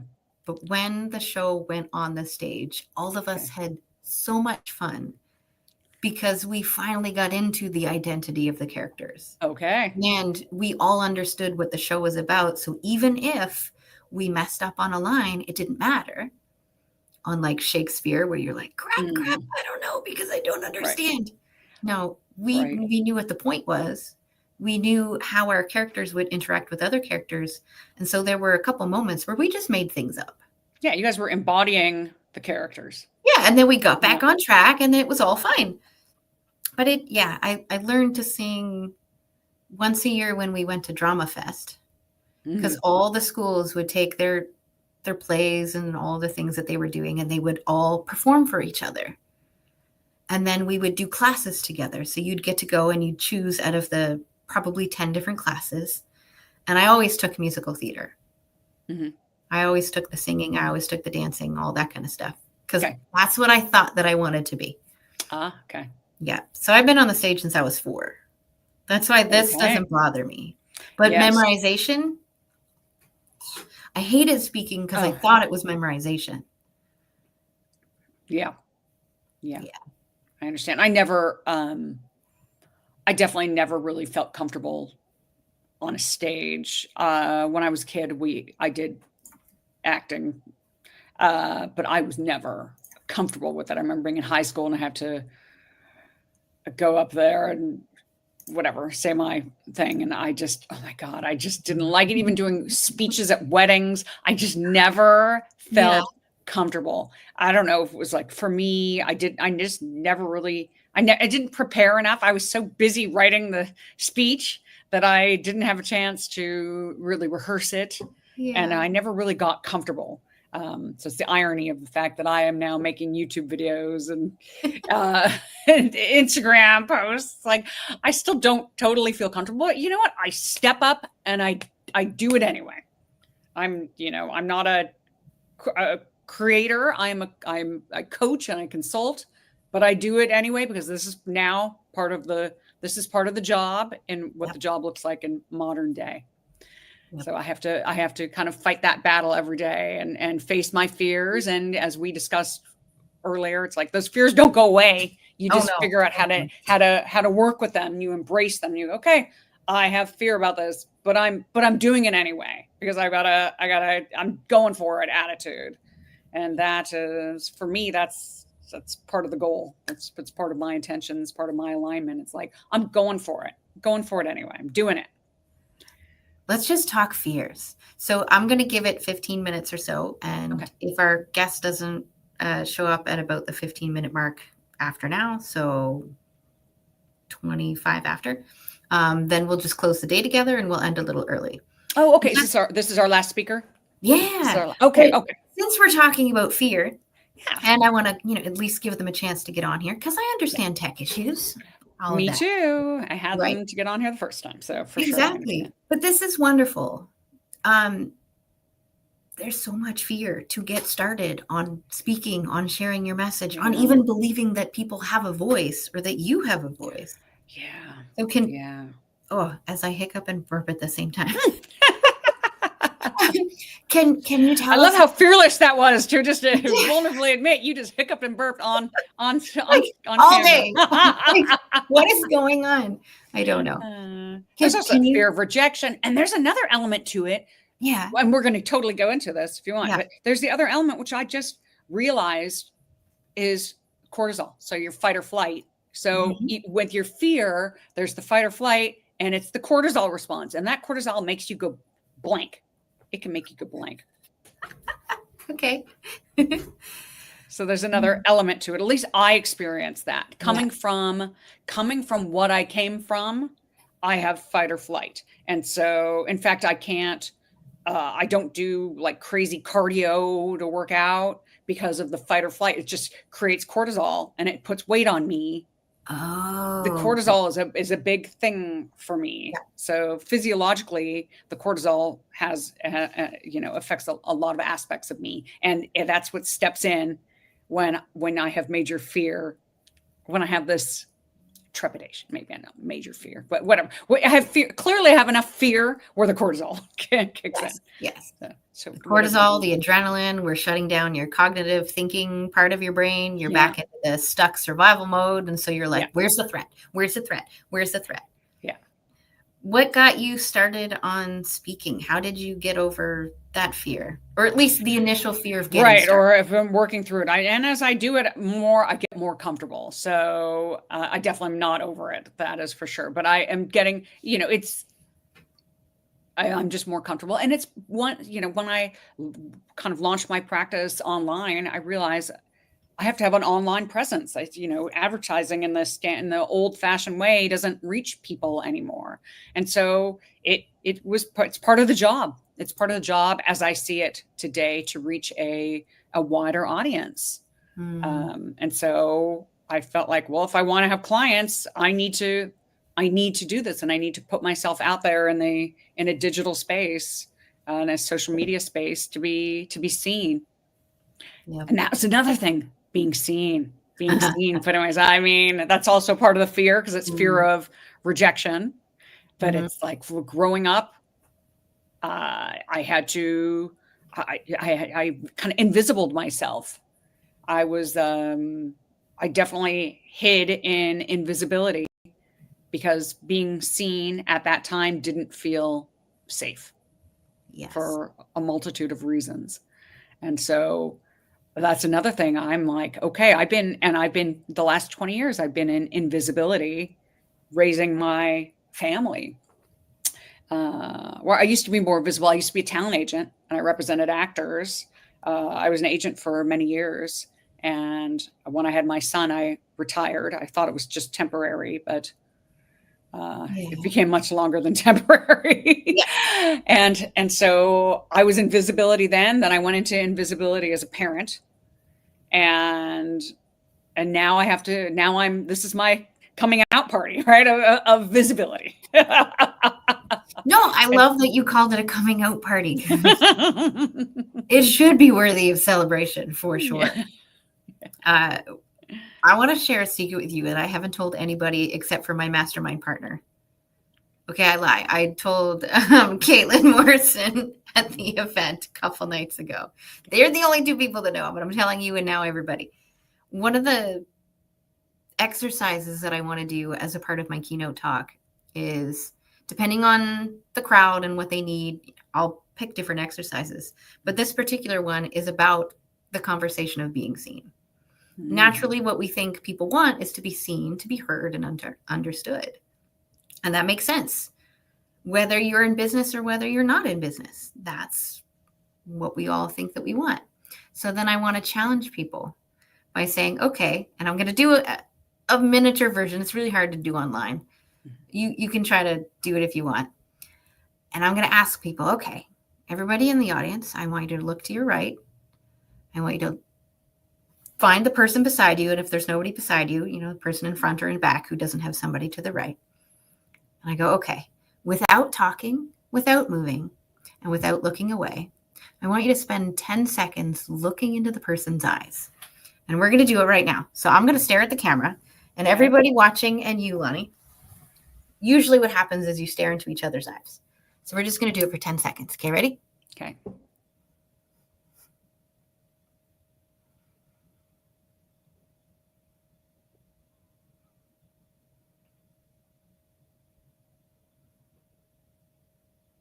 Okay, that was 10 seconds. Okay. Now, I wasn't looking into anybody's eyes because I needed to make sure that I was looking in the camera.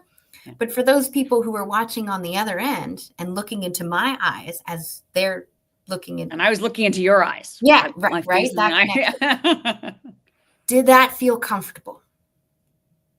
That's such a good question, because I will tell you, it felt comfortable today. But if you had asked me that 11 years ago, before I did the inner work, it would have felt very uncomfortable. And not only that, I don't know if I could have even held your gaze for 10 seconds, because it was, I hid, and it would not, I could not hold a gaze. I could not look into somebody's eyes for an extended period of time. I couldn't hold a gaze probably longer than 3 seconds, really. Looking directly into somebody's eyes. Directly into the eyes. And you're not allowed to look away, and you're not allowed to say anything. And I don't know what it's like online, because I didn't do it, and I like to look at people's eyes. Yeah. But imagine it normally is done for a whole minute. And imagine taking that and applying it in person with somebody, where you get to peripherally see their body language. Yeah. It could create some resilience, right? We sit in if we're uncomfortable. Again, this is my former self, my 11 years ago self, is that would have forced me to sit in discomfort. And I knowing that was the lesson, I probably would have pushed myself to do it. And to sit in that discomfort is how we build resilience. Yeah. Right. So the lesson behind it all is, so we say that we want to be seen. But if something as short as 10 seconds of looking into another person's eyes without any harmful intention, it's all just love and intention. Mm-hmm. Is it actually that we want to be seen? We want to be, we want to be heard, and we want to be seen. We want our inside, we want our inner world to be seen and acknowledged and attuned to. But I think that people bring their lifetime of stuff with them, and they don't even realize how it's affecting them being seen on the surface. Yeah.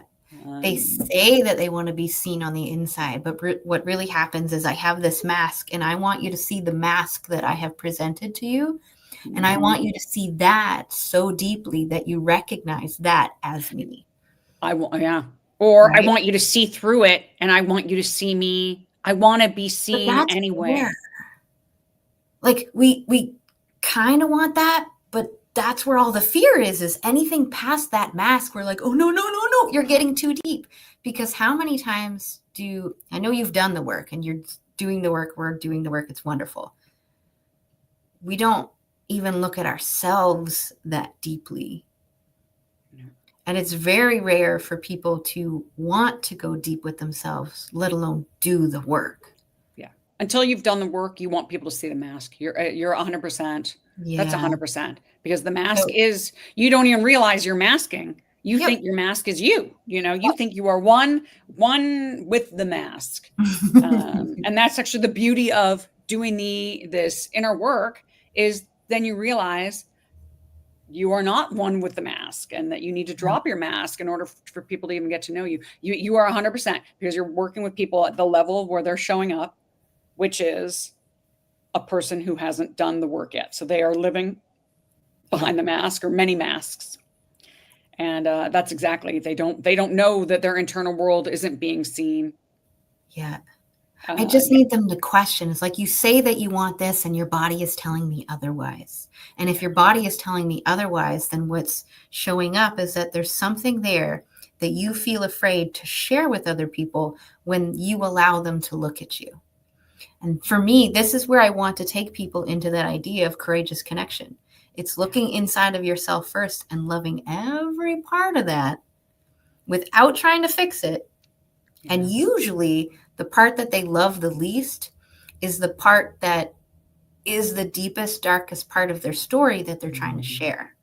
Yeah. Or they don't even realize it's there. Like in the case of me, the suppressed expression, right? So you suppress, and you get becomes rigidified. That's just the suppressed feelings. That's just your story. That's your story. That's who you are. That's your personality. Like, it is not your personality at all. You know what I mean? You I know, that's like layered right there. Yeah. There's layered and complicated beings in our humanness, right? But that feeling that we feel, if we were in person and we did that whole minute of staring into each other's eyes, that feeling that we feel, that's what most people think is they're going to feel on that stage. Whether it's a social media stage where you just have your phone and there's nobody putting chats in there, or you're on a live stage with 100 people, 1,000 people. But start wherever you're ready. So I know even with me being on the stage since I was 4, like, it doesn't bother me to be on a stage and interact with people. But for me to go on my phone at the beginning of all of this and to stare into that camera where it's just a hole. Right. And not see anybody reacting and not see anybody's faces. It just felt like I was talking to the corner. Interesting. Actually, I was going to ask about that and get your thoughts on it. You're a little younger than me. You're not the generation of my. I don't think kids. I'm that much younger. You're in between. You're in between. So, but I didn't grow up. I didn't grow up with any of this, right? Any of the social media, none of these phones, right? Yep. And I'm curious to know this next generation, this Gen Z group. Okay, are they going to have the same type of stage fright and fears on a stage fright, that someone like me has, because they have grown. I mean, they've grown up, not to say that every single kid is, going on their phone and doing social media videos or whatever, but it's so normal and so much more natural for them to just hold up the phone and start talking into it. And I'm curious to know about the stage fright and the fears that come with being on a big stage when they're in that generation. So that's a double answer. So they're not afraid to do that with their friends. To anybody else, they're even more afraid than ever. Because they have learned to communicate by disassociating and disconnecting. It's through text, it's through memes, it's through reels. There isn't that core communication like we used to have. They won't pick up the phone and call somebody. They'll pick up the phone, they'll leave a message knowing that the person isn't available right now, and then they will leave their phone and ignore it just in case that person texts right back, unless it's their friend that they want to talk to right now. I get that a lot with my daughter, not because she's that type of person, but because I've trained her to be the opposite. She's been networking with me since she was 4 years old. She's also an extrovert, so it does help. But even at 4, our job going out of the house was to talk to strangers that we didn't know, to tell them about who we are and our business.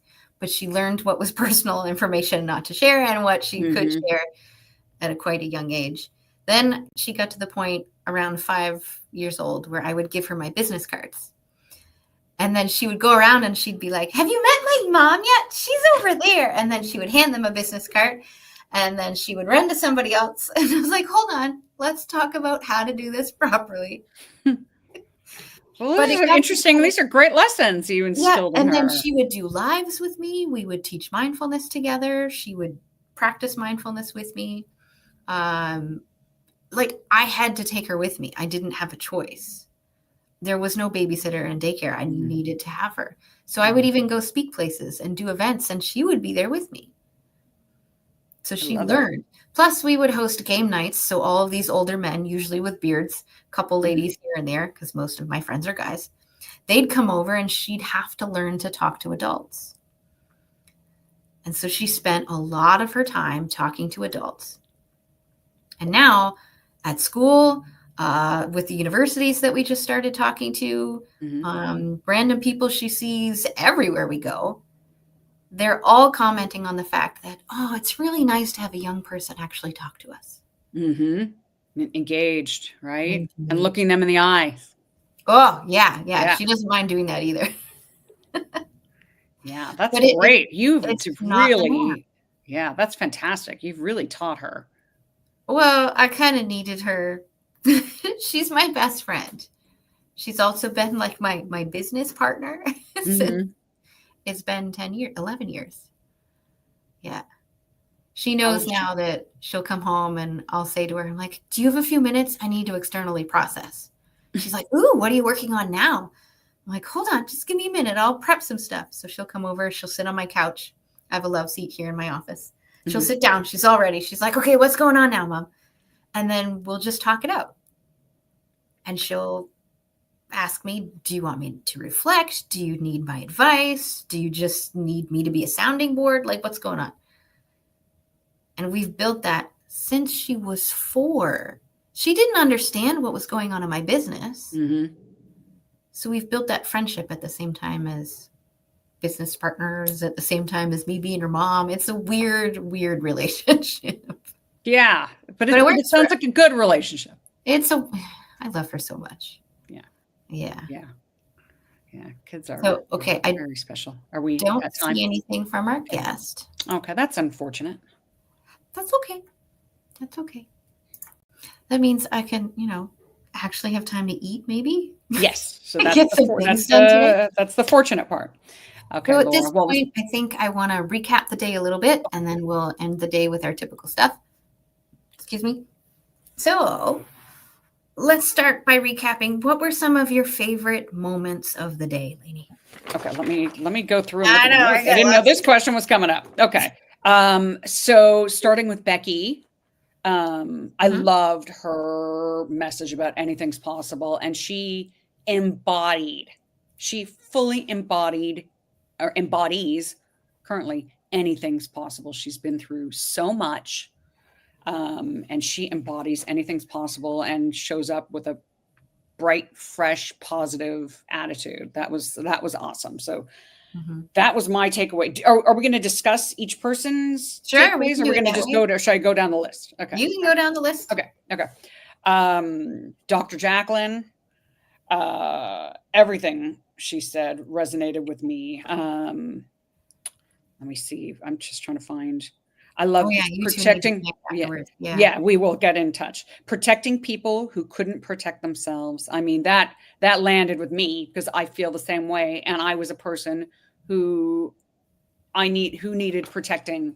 And it sounds like she was too. And I love that this becomes our why. That's my why. It's like, I want to protect people. And when I have knowledge, I want to teach. I want to teach them. I'm not going to hold on to that. It doesn't do anyone any good for me to just hold on to what I know. It's my job. I feel like it's my job to get it out there and put it out there in the world. And I believe that Dr. Jacqueline's doing the same thing in her area. So I thought that was awesome. Martine, what an awesome lady. I mean, talk about overcoming so much. I wanted to actually know how long it took her to really start talking and after the brain injury. She didn't tell us the timeline exactly. But I thought that I turn your fear into curiosity. So amazing. I think that my earbuds just ran out of power. She was an inspiration. I'm just looking, we give over our power to another person, and then we lose our agency and our life. And I think she said life, but it's both. I don't remember which one she said, but that's yes, yeah, it's all of it, right? So I thought all these women were inspirational. And then Christina, giving, helpful, knowledgeable. I mean, she is all those things.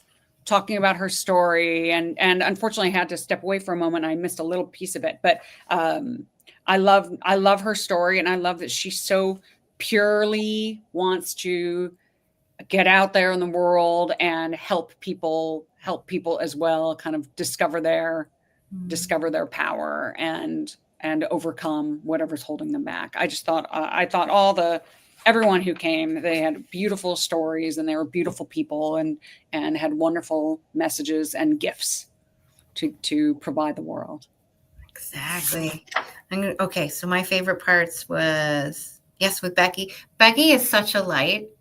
Like the first time I met her in networking, she was just like smiling and she's in the chat and she's engaging. And I was like, I love the people that come into a new space, a new place, and they're just owning who they are and they're owning their energy. And I'm just like, I like you. And that's how you and I met too, is you came into networking and I'm like, who is this Lainie person? I love her smile. I love her energy. It's really nice when stuff like that starts to happen. Dr. Jacqueline, it was fun to have her on the other side of the interview today because she was my co-host on Tuesday. So, and it was really nice because Tuesday I was in somebody else's house sitting, and she was taking over the questions while I'm trying to mute because the wind is everywhere and making the house crack. And I'm like, oh God. Not that anybody noticed. I try not to visually panic when that happens. You keep cool. Yeah. So she had time to do homework before her interview today. We didn't get in the moment answers, but it was still really nice to hear her words. Martine, yeah, the inspiring, the caring, the loving, inspiring others to find their own path, which remind me of one of our friends, Tom, who talks about walking your path all the time. So I should probably connect those two because I think they'd really like each other. I didn't know that she was a corporate attorney. I kind of get that vibe. But when she said that she loved it, I was like, okay. I didn't expect you to still love a past career, but I get it. As somebody who still loves architecture and engineering, it's like, I do love it. Yeah. I don't do it, but I do love it. Made sense. She had so many takeaways. I have stars between like half the stuff I wrote down. Going inward and facing it. It's the blessing of her dysfunctional brain. You know, how am I aware of what I'm doing? That I'm so much more than my brain and my thoughts. Fellow brain lover. Oh, I was so excited. And then Christina at the end being so grateful of her agreeing to be there last minute. It's like, I don't know her very well, but when I'm meeting new people, I try to give them different opportunities. Yeah. Just because I'm like, I'm in a time crunch. I have 48 hours max to fill this. Otherwise, we're talking to ourselves. But how it all worked out, I was like, great. A little bit I know of her, and she was excited about bLU Talk. So I'm like, cool. We'll have you come in. We'll have you experience a little bit. Yeah, she did great. Yeah. She seemed comfortable and all that practice ahead of time. Worked out. And she also shared of how she overcame her fear of speaking, which I'm not going to share right now. Go watch. So, Lainie, did you notice any patterns in our conversations with everyone today? Well, I connected with all of it. I mean, I felt like it all. Yes, there was definitely I felt like there was commonality between every single woman who spoke. And it's about getting the message out there, and it's about helping others based on their own authentic experiences, and that people want to get their message out there to really help other people, because there's so many people who are experiencing these things and they feel helpless, right? Victims of their circumstance. They don't realize that there is a way out. It does, and it takes work. It does take work. Some more than others. But yes, that was what I noticed as the pattern. What did you notice? Ooh, I noticed a lot of conversation around the brain. Some conversation, of course, more than others, but at least the last half of the day, it was just like brain came up. But yet there was still the conversation of mental health right from the very beginning. Yeah. About mindset and all of that. Then chaos. came Coming up from a lot. chaos. Mm-hmm. Yeah, I'm like, ooh, these are different patterns. Usually we'll talk about empowerment, or we'll talk about connection, or we'll talk about dads apparently yesterday. Okay. Today it was like, no, we're talking about chaos and brains. Chaos and brains. Which is wonderful because it is October. Halloween coming up. Sure, we can talk about chaos and brains. And horror movies, apparently. Mm-hmm. The connection Sounded is like so Saw. I wasn't sure exactly which movie you were I referring think to. it was Saw, one of the Saws. I don't know. But I would just want to say thank you, Lainie, for being my co-host. Thank you. I know this is all new and lots of questions and just kind of last minute. I really appreciate you. Thank you for having me. And I appreciate you. And I'm grateful for the opportunity to be here. So thank you. Thanks. Happy And I and want to say thank you to all of our guests, to everyone watching live and on the replay and on online TV and everywhere that you find us. Thank you for being here. I'm sending you love. I do want to remind people that the Experts Bootcamp is coming up on October 17th, 18th, and 19th.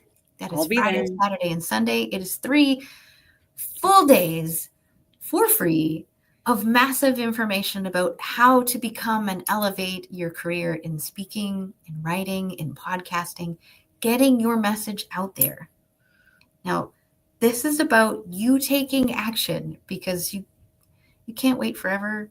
You're going to, who is it? Les Brown talks about the richest place in the world being the cemetery. Yes. And since I'm thinking about it, I want to take a moment to remember those who we've lost actually recently in the Blue Talks community. There's been a few, and I don't remember people's last names, so I don't want to say first names because there's 5 people with the same first name. So because I don't remember last names, there are a few, and we just want to take a moment to remember them.